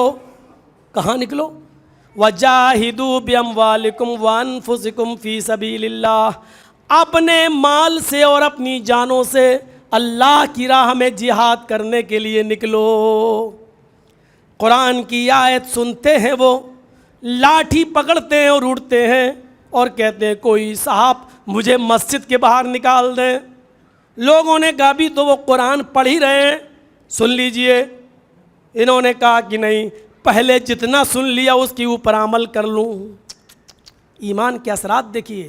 یہاں تو تراویح میں پورا پورا قرآن سن لیتے ہیں لیکن اثرات مرتب نہیں ہوتے ہمارے اوپر. کہا کیا ہوگا؟ گھر آتے ہیں اور اپنے بیٹوں سے کہتے ہیں کہ آئے میرے بیٹو مجھے جہاد کے لیے نکلنا ہے. بیٹوں نے کہا ہے عمر دیکھی یہ کیا ہو گیا، آپ جہاد کریں گے؟ نہیں ابو، آپ نے نبی اکرم کے زمانے میں جہاد کیا، ابو بکر کے زمانے میں کیا، عمر فاروق کے زمانے میں کیا، اب آپ بوڑھے ہو چکے ہیں، لاٹھی ٹیک کر زمین پر چلتے ہیں، اب آپ آرام کیجئے. کہا بیٹو تمہاری بات اپنی جگہ پر صحیح ہے لیکن قرآن کی اس آیت نے ہماری جو آپ عذر بیان کر رہے ہیں قرآن نے اس میں عذر بیان نہیں کیا. قرآن تو کہتا ہر حال میں نکلو، انفروا خفافا وثقالا، دشواری ہو یا پریشانی، سہولت ہو یا مصیبت، ہر حال میں نکلو. میرے بیٹو مجھے قرآن کی کوئی ایسی آیت بتا دو جس میں عذر بیان کیا گیا ہو کہ اتنے سال کے ہو جاؤ تو مت نکلو. بیٹوں نے انکار کیا، باپ نے ضد کر لی. بیٹوں کا انکار، باپ کا اصرار انکار پر غالب آیا. رات میں گھوڑا تیار کر دیا گیا. ابو طلحہ انصاری صبح فجر کی نماز کے بعد نکل جاتے ہیں. جو فوج جہاد کے لیے جا رہی تھی اسی دستے میں شامل ہو جاتے ہیں. سمندر کا سفر کرنا تھا، کشتی میں سوار ہو جاتے ہیں لیکن راستے ہی میں اتنی تیز ان کو بخار آتا ہے کہ وہی بخار، وہی فیور ان کے انتقال کا سبب بن جاتا ہے. وہ میدان جہاد تک نہیں گئے. شاید اللہ رب العالمین کو یہ پسند نہیں کہ وہ وہاں تک پہنچیں اور راستے ہی میں سمندری سفر میں ان کا انتقال ہو جاتا ہے. اور صحابہ کرام ان کی باڈی کو، ان کے جسم اطہر کو اسی سمندر کے اندر دریا برد کرتے ہیں. میرے پیارے ساتھیوں، بتانا مقصد صرف یہ ہے کہ جب لاٹھی ٹیک کر چل رہے ہیں، لاٹھی ٹیک کر، آنکھوں میں بینائی کمزور ہو چکی ہے لیکن قرآن کی آیت سنتے ہیں انفروا خفافا وثقالا وجاہدوا باموالکم وانفسکم، تو اپنے بیوی اور بچوں سے لڑ جاتے ہیں کہ مجھے ہر حال میں نکلنا ہے، مجھے ہر حال میں جانا ہے. تم ہمیں جو بتا رہے بوڑھے ہو چکے اور اس میں کیا لڑو گے، یہ عذر نہیں ہے. قرآن کی آیت کہہ رہی ہے، ایک آیت کان میں پڑی اور نکل گئے. میرے بھائیوں، جہاد کی نیت کر کے جو آدمی گھر سے نکل گیا، اب وہ میدان جہاد میں جائے یا نہ جائے، راستے ہی میں اگر انتقال ہو جائے پھر بھی وہ شہید کہلایا جائے گا. ان کو شہادت کا ثواب ملا. میرے بھائیوں، آپ اندازہ لگائیے کون سا ایمان تھا ان کے پاس، ایمان کے کون سے اثرات تھے جو ان کی زندگی پر مرتب ہو رہے ہیں. ایک ہم ہیں پورا قرآن پڑھ لیتے ہیں. ابھی دیکھیے گا جیسی تقریر ختم ہوگی، نماز ہوگی، جرجی صاحب باہر نکلیں گے اور دیکھیے گا یہاں جلسہ سننے کے بعد ہمارے ایمان میں اتنی تازگی آ چکی ہوگی کہ سننا سنایا ہوا ایک دم دھرا کا دھرا رہ جائے گا اور ہر نوجوان مجھے اپنے کیمرے میں بند کرنے کی کوشش کرے گا. ایک سیلفی مل جائے، مولانا کے ساتھ ایک فوٹو مل جائے. یہ ہم سلفیوں کا حال ہے. جس چیز کے خاتمے کے لیے جناب محمد رسول اللہ صلی اللہ علیہ وسلم آئے، آج اس کو ہم فروغ دے رہے ہیں. ٹھیک ہے کیمرے میں ریکارڈ ہو رہا ہے، یوٹیوب پہ بن رہا ہے، یہ الگ بات ہے. چلو جو آدمی آدونی میں بیٹھا ہے باہر نہیں سن پا رہا ہے، اس کے ذریعے یوٹیوب پہ چلی، وہ ایک سمجھ میں آتا ہے ریزن. لیکن جرجیز صاحب کو اپنے کیمرے میں بند کر لینا اور پھر واٹس ایپ گروپ میں اپنے دوستوں کو پہنچا کے یہ دکھانا کہ دیکھو میں جرجیز صاحب سے مل کے آیا، یہ کون سا اسلام ہے؟ مجھے بتائیے اس سے کون سا فائدہ پہنچ رہا ہے ہمارے اسلام کو؟ ہمیں تھوڑی دیر کے لیے کوئی ہندی میں بتا دو، ہمیں انگریزی سمجھ میں نہیں آتی ہے، اس سے کون سا اسلام کو فائدہ پہنچ رہا ہے؟ اگر تصویر کو قید کرنا شریعت میں جائز ہوتا تو اللہ کی قسم اللہ تبارک و تعالی اپنے نبی کی تصویر کو کسی نہ کسی شکل میں ضرور موجود کر دیتا، کوئی راستہ بنا دیتا. لیکن اسی تصویر سے بت پرستی اور شرک کے دروازے کھلتے ہیں. جڑ کو مٹائیے، شخصیتیں اہمیت نہیں رکھتی ہیں. آج میں نے جمعے کے خطبے میں کہا ہے، ہلگنڈا کے اندر 11 بجے سے پوری مسجد فل تھی، 11 بجے سے۔ میں نے یہی کہا آج سنا جرجی صاحب آ رہے ہیں تو 11 بجے سے مسجد فل ہو گئی۔ اس کا مطلب یہ ہے کہ آپ جرجی صاحب کو سننے آتے ہیں، شخصیت کو سننے آتے ہیں، قرآن و حدیث سننے نہیں آتے۔ کمال تو یہ ہے کہ جتنی بڑی تعداد آپ کی آج اس مسجد کے اندر قرآن و حدیث سننے آئی ہے، جب اس مسجد کا امام قرآن و حدیث سنائے تو اتنی ہی بڑی تعداد اس کو بھی سننے کے لیے یہاں پر اتنی بڑی تعداد جمع ہو، تب یہ سمجھا جائے گا کہ لوگ قرآن و حدیث سننے کے شوقین ہیں، ورنہ شخصیت کو سن رہے ہیں آپ، قرآن و حدیث کو نہیں۔ میرے بھائیوں، اللہ رب العالمین نیتوں کو جانتا ہے اچھی طریقے سے، نیتوں کو۔ ہماری نیت کیا ہے ہم نہیں معلوم۔ آپ ہمیں سننے آئے ہیں یا قرآن و حدیث، یہ ہماری اور آپ کی نیت پر ڈیپینڈ کرتا ہے، ہم کسی کے دل میں نہیں گھسے۔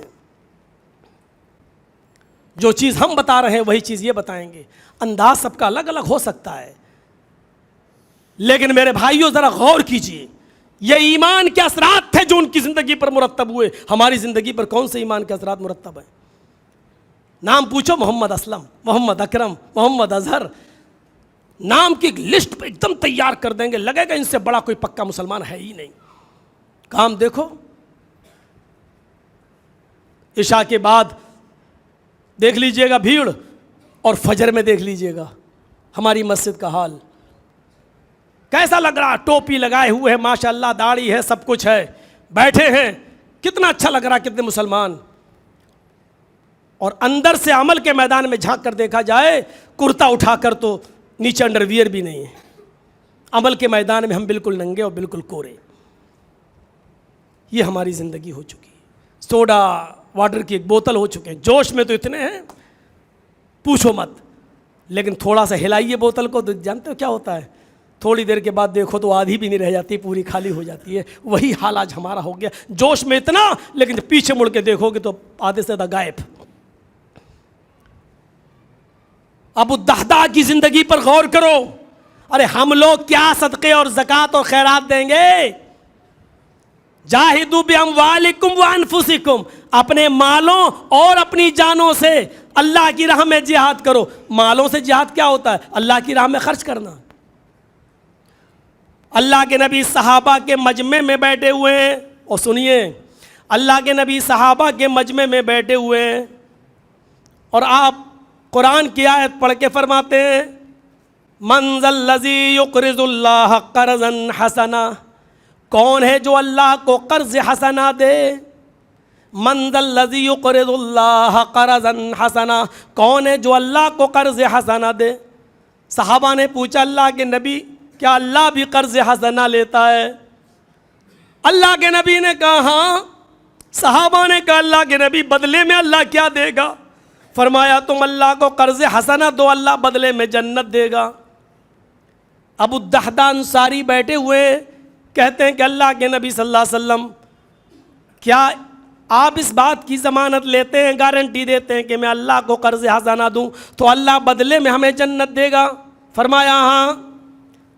ابو الدحداء انصاری کہتے ہیں کہ میرے مدینے میں 2 باغ ہیں، 2 باغ، گارڈن، 2 باغ ہیں، اے اللہ کے نبی میں دونوں کے دونوں اللہ کو قرض حسنا دے رہا ہوں۔ 100-200 روپیہ خرچ کر کے انگلی کٹا کے شہیدوں میں نام ہم لکھوانے کی کوشش کرتے ہیں۔ ٹھیک ہے، استطاعت ہونی چاہیے، میں یہ نہیں کہہ رہا ہوں، حیثیت کے مطابق آدمی کو خرچ کرنا چاہیے، لیکن ایک طرف یہ دیکھیے صحابہ کی زندگی، یہاں قرآن کی آیت اور وہاں دونوں باغ۔ اللہ کے رسول کو بھی فکر تھی اگر اس کے دونوں باغ ہم نے لے لیے تو یہ سڑک پہ بھیک مانگے گا، تو وہ بھی نہیں چاہیے کہ کسی انسان کو محتاج بنا دو، تو آپ نے کہا نہیں، دونوں باغ نہیں، اگر دونوں باغ دے دیے تو تمہارے بیوی بچے پھر کیا کھائیں گے؟ گدھا غریبی لعنت ہے، نہیں چاہیے، اس لیے ایک باغ دے دو اور ایک اپنے پاس رکھو تاکہ تمہارا ذریعہ معاش چلتا رہے۔ کہا اللہ کے نبی پھر میں کون سا باغ دوں؟ کہا یہ تو تم بہتر سمجھتے ہو، تم دو۔ کہنے لگے میں نے مدینے کا اوپر والا باغ اللہ کو قرض حسنہ دے دیا، اس میں کھجوروں کے 600 درخت تیار تھے، آج کل میں کھجور کٹنے والے تھے، بازاروں میں بکنے والے تھے۔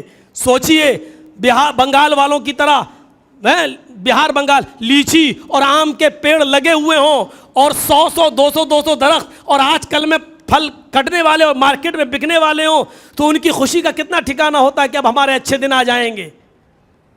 لیکن غور کرو، کھجوروں کے 600 درخت تیار، ان کی بیوی آج کل پرسوں تک انتظار کر رہی ہیں، یہ کھجور بازار میں جائیں گے، بکیں گے، ہمارے گھر میں بھی بھوک مری ختم ہوگی۔ ابو الدہداء انصاری نے وہ کھجوروں کے 600 باغ سے لدا ہوا باغ اللہ کو قرض حسنہ دے دیا اور بھاگتے ہوئے اپنے گھر آئے۔ پتہ چلا کہ گھر میں تالا لگا ہوا ہے، پڑوسیوں سے پوچھا، پڑوسیوں نے بتایا کہ آپ کے بچے بھوکے تھے، آپ کی بیوی ان کو مدینے کی اوپر والے باغ میں لے گئی ہیں اور ان کو کھجور کھلانے کے لیے اپنے بچوں کو لے گئی۔ ابو الدہداء انصاری نے وہیں سے دوڑ لگائی اور کھجور کے باغ کے پاس پہنچ گئے، لیکن اب داخل نہیں ہوتے ہیں۔ جب یہ باغ میرا ہے ہی نہیں تو میں اس باغ میں کیوں جاؤں؟ یہ باغ تو میں نے اللہ کو قرض حسنہ دے دیا ہے۔ دروازے پہ کھڑے ہو کے اپنی بیوی سے کہتے ہیں، میری بیوی باہر نکلو، جلدی سے باہر نکلو اپنے بچوں کو لے کر۔ بیوی کہتی ہے، آپ کو آنے میں دیر ہو گئی، بچے بھوک سے بلبلا رہے تھے، اس لیے میں ان بچوں کو باغ میں لے آئی کھجور کھلانے کے لیے۔ فرمایا، میری بیوی بچوں کو لے کے جلدی سے باہر نکلو، تمہاری اوڑھنی میں تمہارے دامن میں جو کھجور ہیں ان کو اسی باغ کے اندر ڈال دو۔ اے میری بیوی، اب یہ باغ ہمارا نہیں رہا، اب یہ باغ کے مالک ہم نہیں ہیں، یہ باغ میرا نہیں ہے۔ بیوی کھجوروں کے 600 درختوں کو دیکھتی ہے، اپنی اوڑھنی کے اپنے دامن کے کھجوروں کو دیکھ رہی ہے اور کہتی ہے، میرے پیارے سرتاج، یہ آپ کیا کہہ رہے ہیں؟ یہ ہمارا باغ نہیں ہے، یہ کھجور کٹنے والے ہیں، کل پرسوں مارکیٹ میں جانے والے ہیں، سپلائی ہونے والے ہیں، اور آپ کہہ رہے ہیں کہ یہ باغ ہمارا نہیں ہے۔ ہائے میری بیوی، تم باہر نکلو پہلے۔ وہ اپنے بچوں کو لے کے باہر نکلتی ہیں۔ جلدی سے ابو الدہداء نے وہ کھجور جو ان کے دامن میں تھے، ان کھجوروں کو اپنی بیوی کے دامن سے لیا اور کھجوروں کو باغ میں ڈال دیا۔ جو کھجور ان کے بچوں کے پاکٹ میں جیب میں رکھے ہوئے تھے، ان کھجوروں کو نکال کر پھینک دیا، باغ میں ڈال دیا۔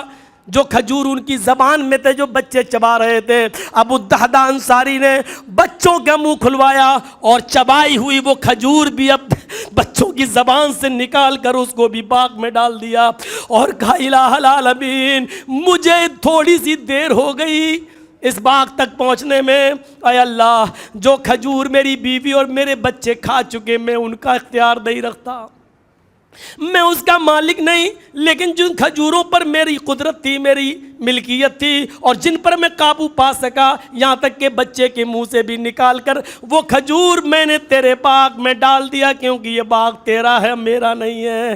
میں نے ان کھجوروں کو تیرے باغ میں ڈال دیا ہے۔ اے میری بیوی، میں نے کھجوروں کا یہ باغ اللہ کو قرض حسنہ دے دیا۔ بیوی نے کہا، بدلے میں کیا ملے گا؟ شوہر نے کہا، ابو الدہداء نے کہا، اللہ کے نبی فرماتے ہیں بدلے میں تمہیں جنت ملے گی۔ بیوی کے چہرے پر مسکراہٹ آ جاتی ہے اور کہتی ہے، میرے پیارے شوہر، کھجور کا ایک باغ دے کر اگر اللہ ہمیں اپنی جنت دے رہا ہے تو یہ سودا مہنگا نہیں ہے، بہت سستے میں نبٹ گئے، بہت سستے میں نبٹ گئے، چلو ہم گھر چلتے ہیں، بھوکے پیاسے رہ لیں گے، لیکن آپ نے اچھا کیا، اللہ کو قرض حسنہ دے دیا۔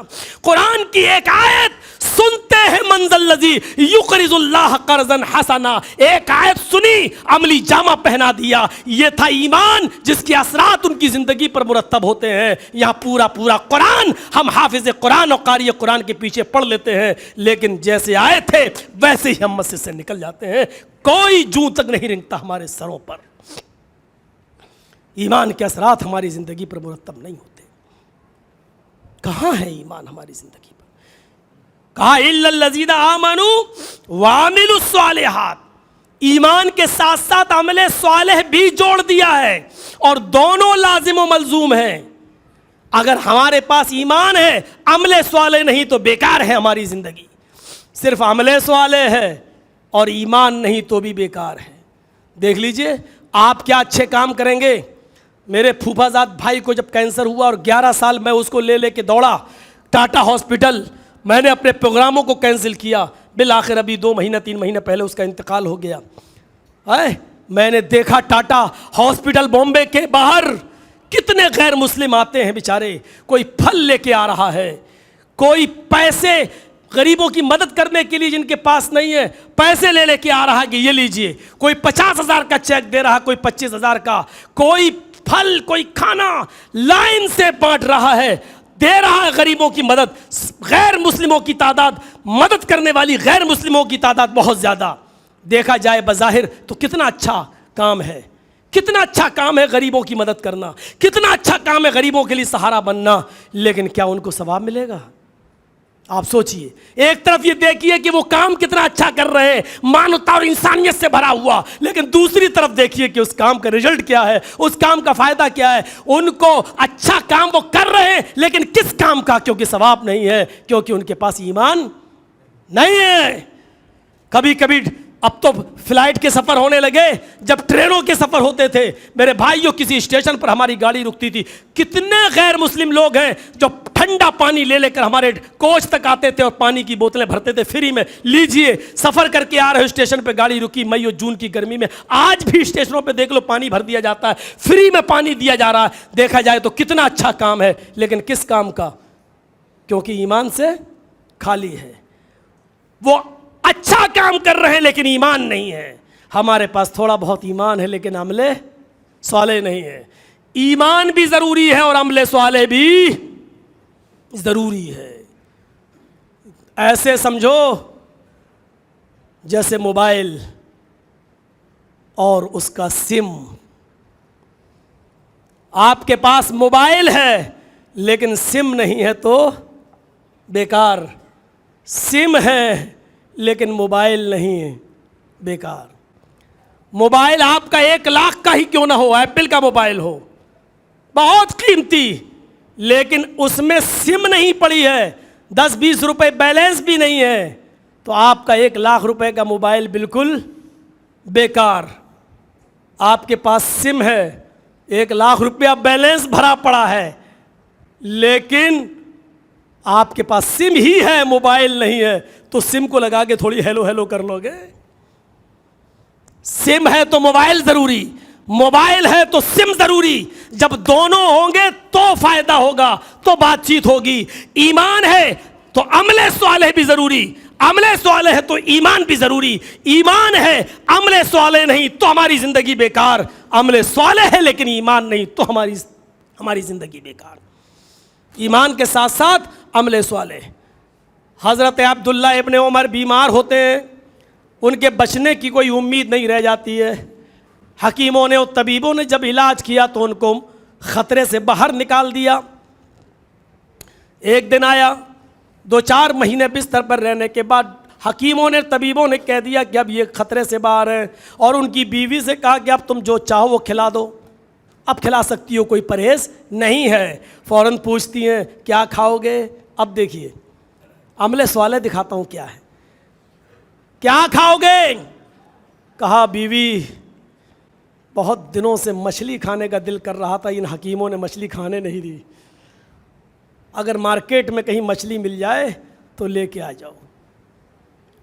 فوراً اپنے خادم سے اپنے غلام سے کہا جاؤ مارکیٹ سے بازار سے مچھلی لے آؤ.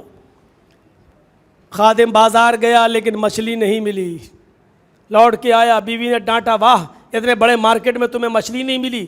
عبداللہ ابن عمر نے کہا اس بیچارے کی کیا غلطی ہے, نہیں ملی تو نہیں ملی, نہیں آئی ہوگی مارکیٹ میں. دوسرے دن بھی بھیجا, دوسرے دن بھی مچھلی نہیں ملی, تیسرے دن بھیجا, تیسرے دن مل گئی. بیوی نے اچھی طریقے سے دھویا, بنایا, تیل میں بھونا اور پکا کر جب تیار کیا اور اس کے ساتھ پراٹھا بنایا, اور جیسے ہی دسترخوان پر رکھا اور اپنے شوہر کو اٹھا کر اپنے سینے سے لگایا, سہارا دیا, اور پراٹھے کا ایک لقمہ توڑ کر مچھلی لگا کر ان کے منہ تک لے جا رہی ہے. سنیے نوجوانوں, جیسے ہی روٹی کا لقمہ پراٹھے کا لقمہ مچھلی سے لت پت, مچھلی سے ڈوبا ہوا, ان کے منہ کے ان کے ہونٹوں تک جاتا ہے. دروازے سے آواز آتی ہے شیئا للہ، مجھے بھی اللہ کی راہ میں کچھ مل جائے، میرے بچوں نے کئی دن سے کھانا نہیں کھایا.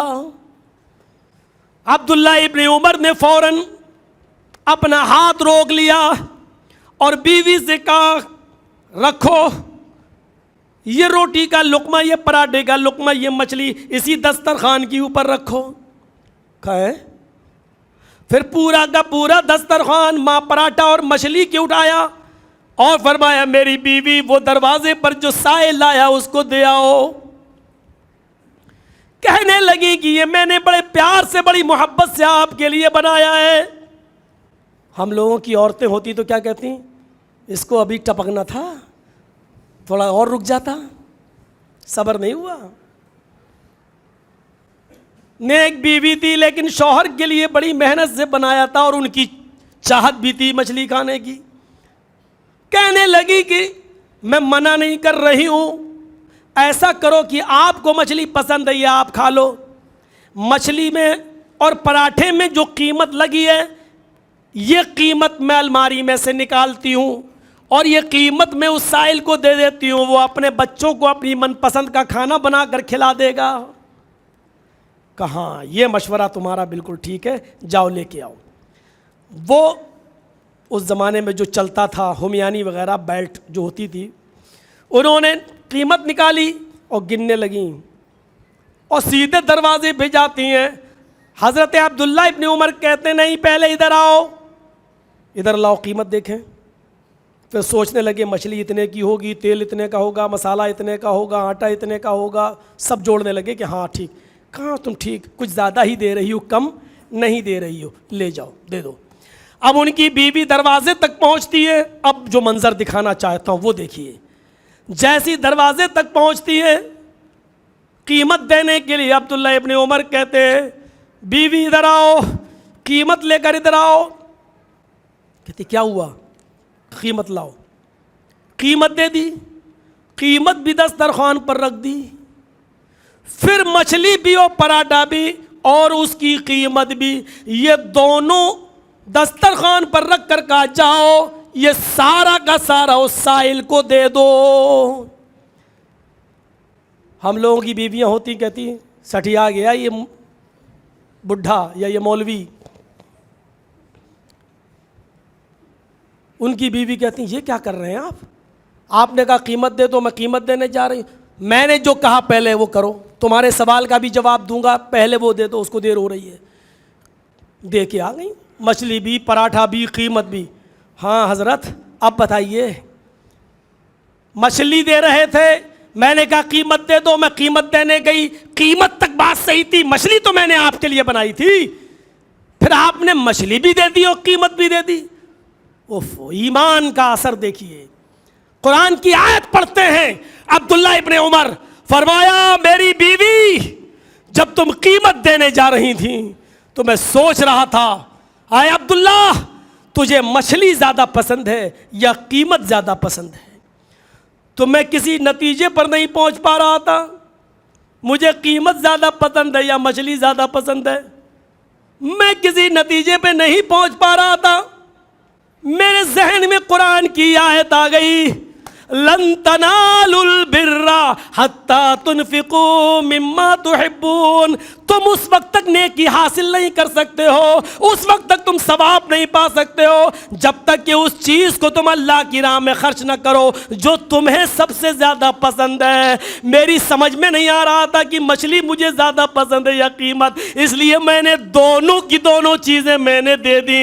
آئے اللہ اب تو اچھی طریقے سے فیصلہ کر، مچھلی مجھے زیادہ پسند ہے یا قیمت، جو بھی ہو میں نے وہ محبوب چیز میں نے اس سائل کو دے دی تاکہ مجھے نیکی مل جائے. میرے بھائیوں اس کو کہتے ایمان کے اثرات ان کی زندگی پر مرتب ہوئے. یہ تھا عمل صالح. انہوں نے قیمت بھی دے دی اور مچھلی بھی دے دی. ہم اپنے گریبانوں میں جھانک کر دیکھیں. اچھا ایمانداری کے ساتھ بتائیے گا اب ہم کتنے % مسلمان لگ رہے ہیں؟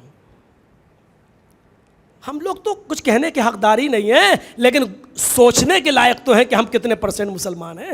ان واقعات کی روشنی میں ہم کیسے لگ رہے ہیں؟ ان واقعات کی روشنی میں ہم کیسے لگ رہے ہیں؟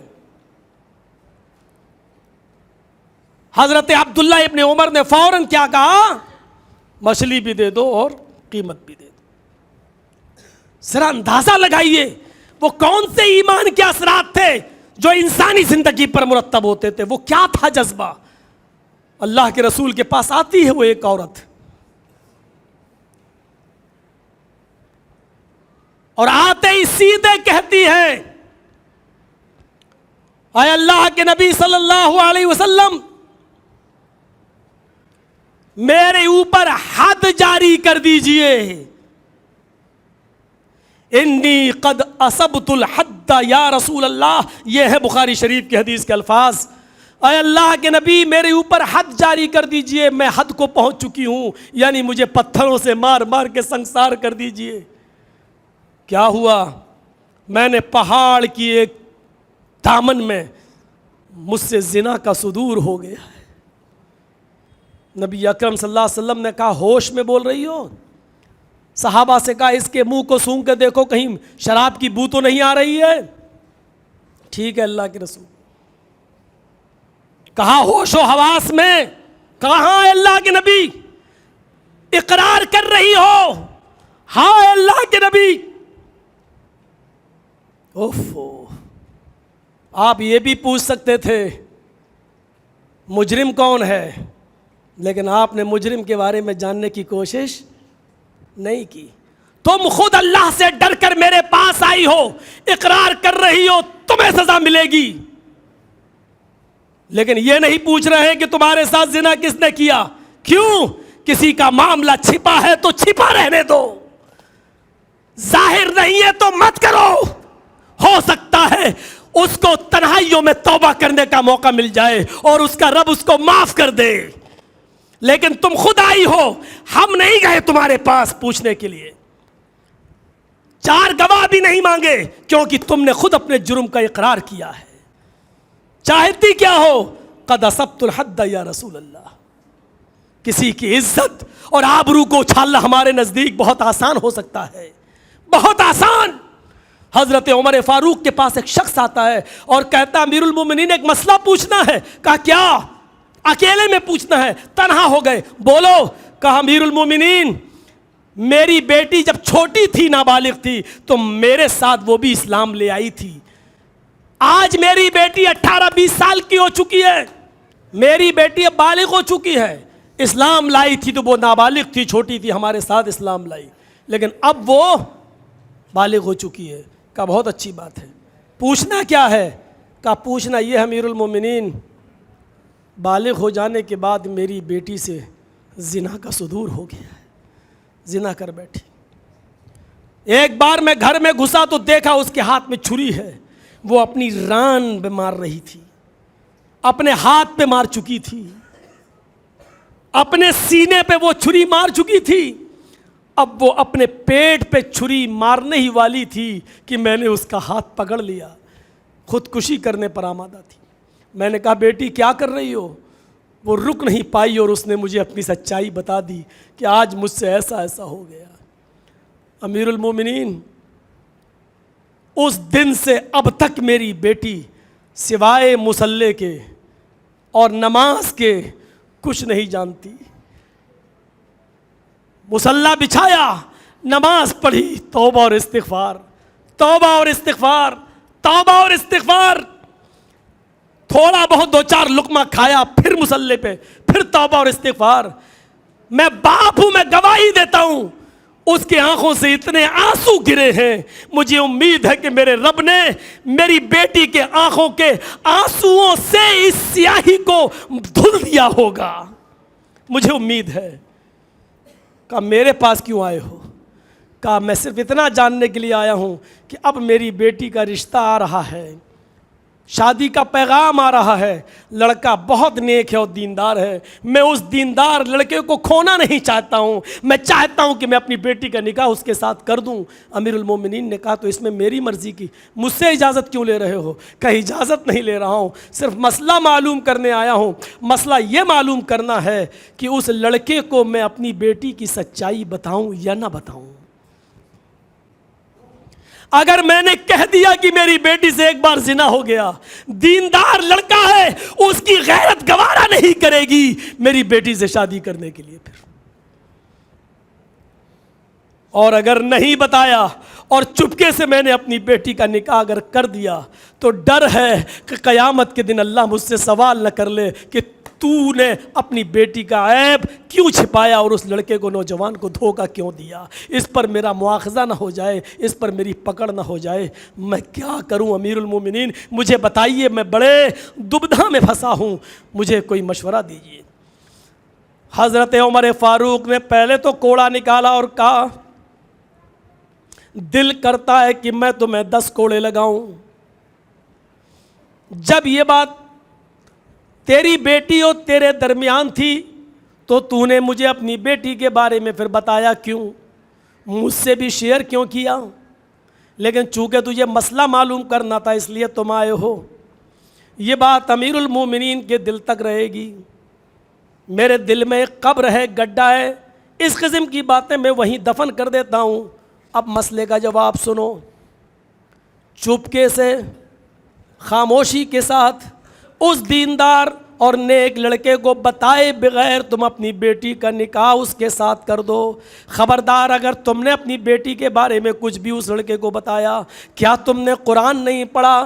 اللہ فرماتا ہے التائب من الذنب کمن لا ذنب لہ، جو اپنے گناہ سے توبہ کر لے وہ اللہ کے دربار میں ایسا ہو جاتا ہے جیسے اس نے کوئی گناہ کیا ہی نہیں۔ مجھے امید ہے تیری بیٹی کے آنکھوں کے آنسوؤں سے اللہ نے سیاہی کو دھل دیا ہوگا۔ جب اللہ نے تیری بیٹی کے عیب کو چھپا لیا تو کون ہوتا اس کو ظاہر کرنے والا؟ عزتوں کو اچھالنے والوں، ایک دوسرے کی عزتوں سے کھلواڑ کرنے والوں، اللہ کی قسم قیامت کے دن اللہ کی عدالت میں ہمیں بھی رسوا کیا جائے گا، ہمیں بھی ذلیل کیا جائے گا، کیونکہ اللہ کے نبی نے فرمایا کہ اگر دنیا میں کسی مسلمان کے عیب پر تم نے پردہ ڈالا ہوگا، من ستر مسلمن سترہ اللہ یوم القیامہ، تو اللہ قیامت کے دن اس کے عیب پر پردہ ڈالے گا۔ جب ہم دنیا میں کسی کے عیب پہ پردہ نہیں ڈالیں گے تو اللہ بھی قیامت کے دن ہمارے عیبوں پر پردہ نہیں ڈالے گا۔ اگر ہم دنیا میں کسی کو رسوا، کسی کو ذلیل کر رہے ہیں تو قیامت کے دن کے لیے ہم اور آپ بھی تیار رہیں کہ ہمیں بھی ساری انسانیت کے سامنے ہمیں رسوا کیا جائے گا، اور اس دن کی ذلت اس ذلت سے کہیں زیادہ خطرناک ہوگی، کہیں زیادہ خطرناک ہوگی۔ بات کٹ گئی، دوسری طرف چلی گئی۔ کیا کہا؟ وہ واقعہ جو میں بتا رہا تھا اس عورت کا کہ اللہ کے رسول میں جرم کا اقرار کرتی ہوں۔ اللہ کے نبی نے صحابہ سے کہا جاؤ اور اس کو سنسار کر دو۔ اس کو لے جایا جانے لگا، لیکن کسی صحابی نے تیز کھینچ دیا، وہ گر گئی۔ کہتی ہے دھیرے سے، آہستہ مجھے لے چلو، میرے پیٹ میں حمل ہے۔ کہا کہ اسی زنا کی پیداوار؟ کہتی ہے جی۔ اللہ کے رسول کے پاس صحابہ پھر آ گئے، کہا اللہ کے نبی یہ تو کہتی ہے کہ میرے پیٹ میں حمل ہے۔ آپ نے کہا کہ تیرے پیٹ میں حمل ہے؟ کہاں؟ کہا اسی زنا کی پیداوار ہے۔ اللہ کے رسول میں نہیں چاہتی ہوں کہ اس کو میں جنم دوں، کیونکہ پیدا اگر ہو گیا تو باپ کا نام کس کو دے گا؟ میں چاہتی ہوں کہ میرے ساتھ ساتھ وہ حمل بھی ختم ہو جائے۔ نبی اکرم نے فرمایا نہیں، قصور تیرا ہے، غلطی تیری ہے، تیرے پیٹ میں پلنے والے اس معصوم بچے کا کیا قصور ہے؟ اس سے بڑی انسانیت کا درس دنیا کے کسی مذہب میں ملے گا؟ ناجائز بچہ، نبی جاننا بھی نہیں چاہتے کہ اس بچے کا باپ کون ہے۔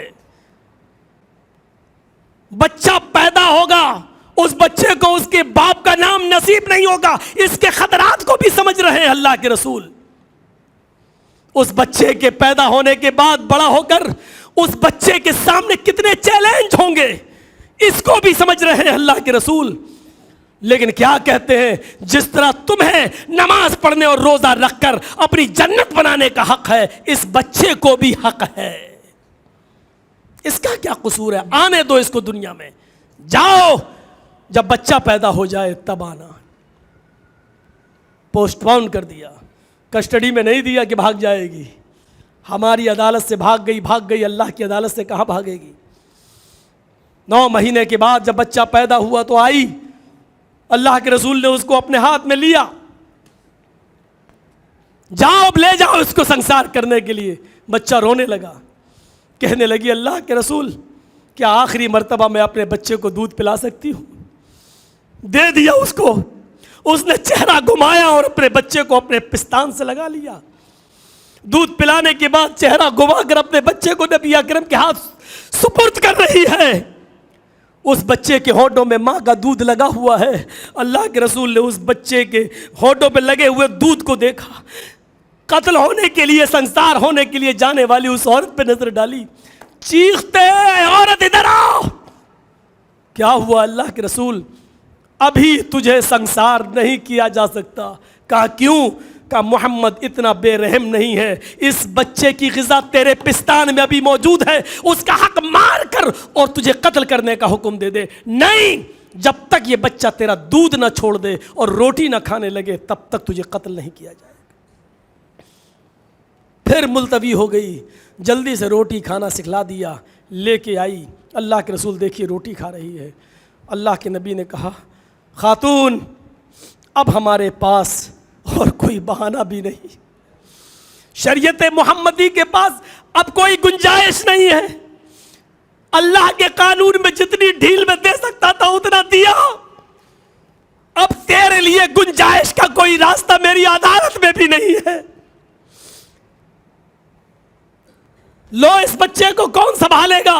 ایک صحابی نے اس کے بچے کو اپنی گود میں لے لیا، اس عورت کو سنسار کرنے کا حکم دے دیا۔ وہ جانے لگی، سینے کے برابر اس کو زمین پر گاڑ دیا۔ صحابہ کرام نے پتھروں کی بارش کر دی۔ پہلا پتھر خالد ابن ولید نے مارا، سر پھٹتا ہے، پہلے پتھر سے ہی سر پھٹا اور خون کا فوارہ نکلا اور خالد ابن ولید کے کپڑوں پہ خون کی چھینٹیں آ گئیں۔ خالد ابن ولید کی زبان سے نازیبہ جملے نکل گئے، بدکار عورت، بد چلن عورت، تیرے خون کے چھینٹوں نے میرے کپڑے خراب کر دیے۔ عورت تو دنیا سے رخصت ہو گئی، لیکن اللہ کے رسول نے خالد ابن ولید سے 3 دن بات نہیں کی۔ کہا فداک ابی و امی یا رسول اللہ، میرے ماں باپ آپ پر قربان، اے اللہ کے رسول اگر آپ ہم سے بات نہیں کریں گے تو میری تو آخرت برباد ہو جائے گی۔ بات کیا ہے؟ فرمایا تم نے اس عورت کو گالی دی۔ کہا اللہ کے رسول اس کے خون کے چھینٹوں نے میرے کپڑوں کو ناپاک کر دیا تھا، وہ بدچلن عورت تھی اس لیے میرے زبان سے جملے نکل گئے۔ کہا خالد اپنی زبان کو لگام دو، خبردار اس عورت کے بارے میں بدچلن کا جملہ نکالا۔ وہ عادتاً بدچلن نہیں تھی، اس کا شوہر نہیں تھا، اس لیے جوانی کو کنٹرول نہیں کر سکی اور گناہ کر بیٹھی، لیکن اس کا پیشہ نہیں تھا جرم کرنے کا۔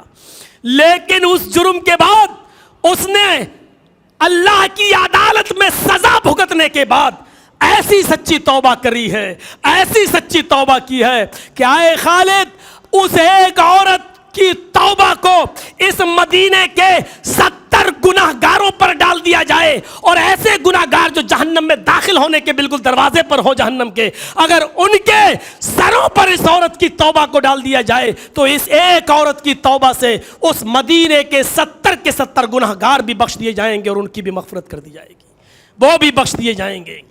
یہ کون سا ایمان تھا؟ یہ کون سا عمل صالح تھا؟ یہ کون سا جذبہ تھا؟ کون سا خوف تھا؟ کون سا ڈر تھا جو اس بات سے دور کہ اللہ کے رسول کیا سوچیں گے، صحابہ کیا سوچیں گے، میرے انتقال کے بعد کیا چرچے ہوں گے، اس سے دور، اس سے قطع تعلق اللہ کے نبی سے کہہ رہی ہے انی قد اصبت الحد یا رسول اللہ، اے اللہ کے نبی میں حد کو پہنچ چکی ہوں، مجھے سنسار کر دو۔ یہ کون سا ایمان تھا؟ کون سے ایمان کے اثرات تھے جو اس عورت کی زندگی پر مرتب ہوئے ہیں؟ میرے بھائیوں، یہاں تو اگر ہم کسی کو نوازے بھی چند درہم و دینار سے تو اس کی بھی ہم فوٹو کھنچواتے ہیں، اس کو بھی سوشل میڈیا پہ ڈالتے ہیں، اس کو بھی ہم واٹس ایپ پہ ڈالتے ہیں اور چاہتے ہیں کہ ہمیں واہ واہی ملے۔ اگر کسی کو ابھارنا ہے تو ایک الگ بات ہے، میں نے پہلے ہی کہا تھا کہ دلوں کے حالات کو تو اللہ بہتر جانتا ہے۔ اگر اکسانا ہے کسی کو کہ دیکھو یہ لوگ اتنی دین کی خدمت کر رہے ہیں، اتنا صدقہ و خیرات کر رہے ہیں، ہمیں بھی کرنا چاہیے، اگر یہ نیت ہے تو ٹھیک، لیکن یہ نیت ہے کہ لوگ مجھے بہت بڑا سخی کہیں، بہت بڑا داتا کہیں، دینے والا کہیں، تو یاد رکھنا سب کچھ دینے کے بعد بھی آپ نے کچھ نہیں دیا، بیکار ہے۔ ہمیں اپنی زندگی پر نظر ڈالنا چاہیے۔ الا الذین آمنوا وعملوا الصالحات وتواصوا بالحق وتواصوا بالصبر۔ 8:30 بج گئے، 1.5 گھنٹہ ہو گیا، تھوڑا سا وقت مجھے اور دے دیجیے۔ وتواصوا بالحق، حق بات ہمیشہ، کوئی کمپرومائز نہیں، حق بات میں کسی کے ساتھ کوئی کمپرومائز نہیں۔ ذاتیات کا معاملہ ہے، سمجھوتا کر لو۔ نبی صلح حدیبیہ لکھو، بہت سی باتیں کہی گئیں، میرے آدمی آئیں گے آپ کو واپس کرنا پڑے گا، آپ کا آدمی آئے گا میں واپس نہیں کروں گا، ساری شرطیں منظور۔ میرے آدمی تلوار لے کے گھومیں گے، آپ کے آدمی کو تلوار نہیں لینے دیا جائے گا، ٹھیک، یہ بھی منظور۔ اس سال تمہیں نہ عمرہ کرنے دیا جائے گا نہ حج، جاؤ آئندہ سال آ سکتے ہو، یہ بھی منظور۔ آئندہ سال آؤ گے تو 3 دن سے زیادہ مکے میں رہنے کی اجازت، یہ بھی منظور۔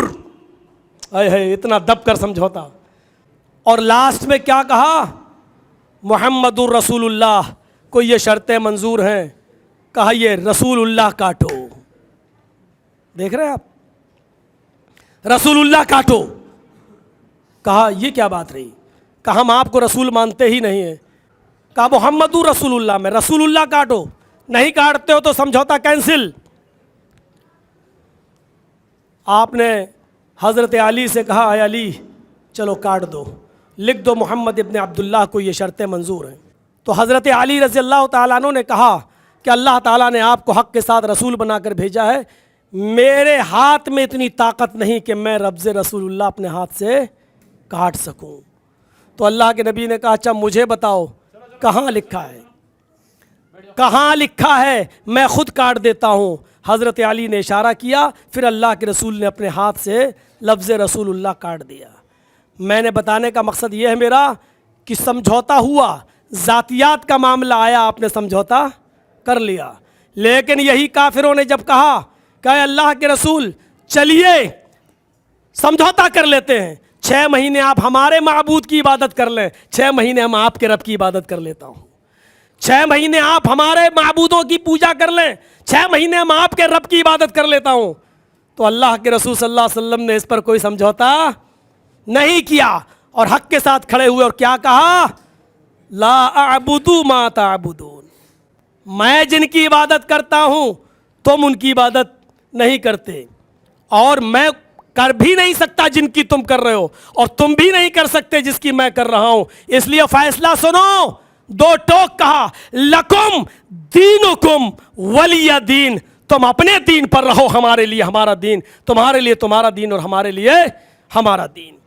حق کے ساتھ کوئی سمجھوتا نہیں، اور حق بات کہو گے تو پریشانیاں تو آئیں گی ہی۔ اگر صبر کرنے کا کلیجہ ہے آپ کے اندر تو برداشت کرو، نہیں تو نہیں۔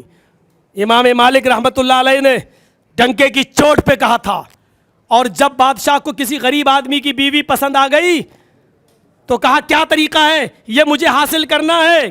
سارے مفتیوں نے فتویٰ دے دیا، زبردستی طلاق دلوا لو، تلوار رکھ دو اس کے اوپر، طلاق دے دے گا، عدت گزارے گی، آپ نکاح کر لینا۔ اور سارے مفتیوں نے فتویٰ دے دیا، بادشاہ کے گنڈوں نے تلوار رکھ کر اس غریب آدمی کو مجبور کر دیا، اس نے اپنی بیوی کو طلاق دے دی، عدت گزاری، بادشاہ نے اس سے شادی کر لی۔ امام مالک کو جب یہ خبر پہنچی تو امام مالک رحمۃ اللہ علیہ نے بادشاہ کے سامنے ممبر پر کھڑے ہو کے خطبہ دیا اور کیا کہا کہ سنا ہے، اللہ کرے کہ یہ غلط ہو کہ بادشاہ نے ایک غریب آدمی کی بیوی کے شوہر پر، غریب آدمی پر تلوار کے ذریعے اس کو مجبور کیا ہے طلاق دینے پر۔ اگر یہ سچ ہے تو سن لو، جناب محمد رسول اللہ نے فرمایا ان الطلاق المکرہ لیس بشیء، زبردستی دلوائی ہوئی طلاق طلاق نہیں ہوتی۔ پتہ چلا کہ امام مالک کو گرفتار کر لیا گیا، کوڑے برسائے گئے، اتنا مارا کہ ہاتھ اٹھنے کے لائق نہیں رہے۔ اس لیے دیکھ لیجیے آج بھی بہت سے لوگ ہاتھ چھوڑ کے نماز پڑھتے ہیں، امام مالک کے مجبوری میں ہاتھ نہیں اٹھے تھے، کیونکہ بادشاہ نے اتنے کوڑے مارے تھے. آج دیکھ لیجئے ان کے عقیدت مند ہاتھ چھوڑ کے نماز پڑھتے ہیں. پھر ان کے پیروں میں بیڑیاں ڈالی گئیں, ہاتھوں میں ہتھکڑیاں ڈالی گئیں, اونٹ کے اوپر ان کو اوندھے منہ لٹایا گیا اور پورے مدینے میں چکر لگایا گیا. دیکھ لو بادشاہ کا کہنا نہ ماننے کی وجہ سے آج ان کا کیا حال ہوا. جو بھی بادشاہ کے خلاف جائے گا اس کو یہی سزا ملے گی. امام مالک اس سزا کو پاتے پاتے بھی اونٹ کے اوپر لٹکے ہوئے ہیں اوندھے منہ, اس کے باوجود کہہ رہے ہیں کہ یہ جھوٹ بول رہا ہے بادشاہ کا چمچا. بادشاہ کی مخالفت کرنے کی وجہ سے مجھے یہ سزا نہیں ملی, حدیث رسول سنانے کی وجہ سے, محمد رسول اللہ کا فرمان سنانے کی وجہ سے یہ سزا ملی ہے. لوگوں سنو, اس سزا کو پانے کے بعد, ہاتھوں میں پیروں میں بیڑیاں اور ہتھکڑیاں پڑنے کے بعد, اوندھے منہ اونٹ پر لٹکنے کے بعد بھی میں حدیث رسول سناؤں گا. ان الطلاق المکرہ لیس بشیء, زبردستی دلوائی ہوئی طلاق طلاق نہیں ہوتی ہے. بادشاہ زناکاری کر رہا ہے, حرام کام کر رہا ہے بادشاہ, اس کے باوجود انہوں نے حق بات کہی اور جو پریشانیاں ان کو ملی اس پر انہوں نے صبر کیا. حضرت سمیہ کا واقعہ ہمارے اور آپ کے سامنے رہنا چاہیے. دونوں ہاتھ باندھ دیے گئے. اے سمیہ, سنا ہے کہ تو محمد کے رب پر ایمان لے آئی. کہا جب سنی لیا تو چھپانا کیسا, ہاں لے آئی. چھوڑ دے, کہا نہیں چھوڑ سکتی. برہنہ کر دیا, ننگا کر دیا. عمار بیٹا سامنے کھڑا ہے, یاسر شوہر سامنے کھڑا ہے. تیز دھار نیزہ لایا گیا, سمیہ رضی اللہ تعالیٰ عنہ کے شرمگاہ میں اس نیزے کو داخل کر دیا گیا. اس طرف سے ڈالا گیا اور اس طرف پار کر دیا گیا. ہاتھ بندھے تھے, نظریں آسمان پہ ڈالتی ہے اور جملے کیا ادا ہوتے ہیں, ثبت قدمی علی دینک یا ربی, اے میرے رب اس حال میں میرے قدم کو اپنے دین پر ثابت رکھنا. اس نے یہ نہیں کہا اے اللہ مجھے بچا لے, اے اللہ میری مدد فرما, اے اللہ میری جان نہ جائے, یہ نہیں کہا اس نے, بھیک نہیں. اس نے کیا کہا, یا ربی ثبت قدمی علی دینک, اے اللہ کہیں اس کی دی ہوئی سزا مجھ سے میرا دین نہ چھین بیٹھے, آخری وقت میں کہیں میرے حوصلے پست نہ کر دے. اے اللہ جاتے جاتے, مرتے مرتے, شہید ہوتے ہوتے اللہ مجھے اپنے دین پر ثابت قدم رکھنا. حق بھی بولی, صبر بھی کر رہی ہے. صبر کا مطلب یہ نہیں کوئی مارے اور ہم پٹتے رہیں, صبر ہے. صبر کا مطلب ہوتا ہے حوصلہ اور چٹان بن کے کھڑے ہو جانا. صبورہ پہاڑ ہے عرب کے اندر ایک, اس پہاڑ کو اللہ کے نبی نے کہا تھا حاضی صبورہ, یہ صبورہ پہاڑ ہے. کیوں؟ ہر پہاڑ آندھیوں میں اس کی کچھ کنکریاں اور پتھر گر جایا کرتے تھے, لیکن بڑی سے بڑی آندھی اور بڑے سے بڑے طوفان صبورہ پہاڑ کا کوئی پتھر کوئی کنکر اس ٹس سے مس نہیں ہونے دیتے تھے. وہ اپنی جگہ پر کھڑا رہتا تھا. اللہ کے نبی نے کہا یہ ٹس سے مس نہیں ہوتا, چاہے کتنی آندھیاں آئیں, چاہے کتنا طوفان آئے, لیکن اس پہاڑ کا کچھ نہیں. یہ صبورہ پہاڑ ہے, اسی صبورہ سے بنا ہے صبر. کتنی مصیبتیں, کتنی پریشانیاں, کتنی مصیبتیں ہمارے اوپر آئیں, لیکن ہمیں ہماری توحید سے ٹس سے مس نہ کریں, ہمیں ہمارے دین سے ٹس سے مس نہ کریں. اس کا نام ہے صبر. صبر کا مطلب یہ نہیں کہ جو مارے اور ہم پٹتے رہے صبر ہو گیا. تو مجبوری ہے, آج پٹو گے نہیں تو اور کیا کرو گے. مجبوری میں پٹ رہے ہیں ہم, مجبوری میں. میرے بھائیوں, کہا کہ ایسے نہیں مانے گی. یہ اندام نہانی میں نیزا کا 2 اونٹ لاؤ. ایک اونٹ کا چہرہ پورب کی طرف کر دیا, ایک اونٹ کا چہرہ پشچم کی طرف کر دیا. ایک پیر سمیہ کا اس اونٹ سے باندھا, دوسرا پیر دوسرے اونٹ سے باندھا. ابن سعد نے طبقات میں نقل کیا ہے, ابو جہل نے کہا سمیہ دیکھ, ایک پیر اس اونٹ سے بندھا, دوسرا پیر اس اونٹ سے بندھا, کوڑا مارنے کی دیر ہے, دونوں اونٹ مختلف سمتوں میں بھاگیں گے اور تو بیچ سے چیر دی جائے گی, 2 ٹکڑے کر دیے جائیں گے. عمار کے آنکھوں میں آنسو آنے لگے, یاسر کے آنکھوں میں یہاں آنسو آنے لگے. سمیہ چیخ کر کہتی ہے کہ میرے بیٹے اور آئے میرے شوہر, تمہیں روتے ہوئے دیکھ کر مجھے اچھا نہیں لگا. اے میرے بیٹے, اے میرے شوہر, تم لوگ مرد ہو سکتا ہے کہ مجھے یہ ہلکی سزا دی جا رہی ہو اور میرے بعد تمہیں مجھ سے بھی زیادہ سخت سزا دی جائے، اس لیے کہ تم مرد ہو، مرد کو اس کی حیثیت سے بڑی سزا ملنی چاہیے، ہو سکتا ہے کہ تم کو مجھ سے بھی بڑی سزا ملے، لیکن میرے بیٹو اللہ کی قسم مجھے جنت کی خوشبو سو میری ناک تک آ رہی ہے، میرے بیٹو میرے نقش قدم پہ چلے جانا، میں جنت کے دروازے پر تم دونوں کا انتظار کروں گی۔ ابو جہل نے سوچا میں تو اس کو سزا دے کر ان دونوں کو ڈرا رہا ہوں اور اس نے تو ان کو ہی مضبوط کر دیا۔ کہا سمیہ اب مجھے ان اونٹوں کو بھگانا ہی پڑ رہا ہے، اور سمیہ کہتی ابو جہل یہ کوڑا زمین پہ پڑا ہے، رب کعبہ کی قسم اگر میرے ہاتھ کھلے ہوتے میں یہ کوڑا اٹھا کر تیرے ہاتھ میں دے دیتی، جتنی دیر تو ان اونٹوں کو بھگانے میں لگا رہا ہے اتنی ہی دیر مجھے جنت میں جانے میں لگ رہی ہے۔ ابو جہل کو غصہ آیا، اونٹوں کو کوڑا مارا، دونوں اونٹ بھاگے، سمیہ 20 سے 2 ٹکڑے ہو گئی، لیکن چہرہ صحیح سلامت بچ گیا۔ ابو جہل سمیہ کے چہرے کو دیکھتا ہے، پتھر اٹھا کر اپنے سر پہ مارتا ہے۔ لوگوں نے کہا یہ تمہیں کیا ہو گیا؟ کہ دیکھو مسکرا رہی ہے، مرتے وقت بھی مجھے چڑھا رہی ہے، آخری وقت میں بھی اس کے چہرے پہ مسکراہٹ۔ ابو جہل سمیہ جیت گئی تو ہار گیا، وہ جیت گئی تو ہار گیا۔ ابو جہل تو نے سب کچھ چھینا، لیکن مرتے وقت سمیہ کے چہرے کی مسکراہٹ تو نہیں چھین سکا۔ میرے بھائیوں یہ دردناک منظر جب اللہ کے نبی صلی اللہ علیہ وسلم نے سنا تو ممبر پر کھڑے ہو کر جو خطبہ دیا اس کے الفاظ دیکھیے۔ آپ نے کہا ابو بکر فی الجنہ، اے ابو بکر تم اکیلے جنت میں جاؤ گے، عمر فی الجنہ، اے عمر تم اکیلے جنت کے اندر جاؤ گے، عثمان تم اکیلے جنت کے اندر جاؤ گے، علی تم اکیلے جنت کے اندر جاؤ گے۔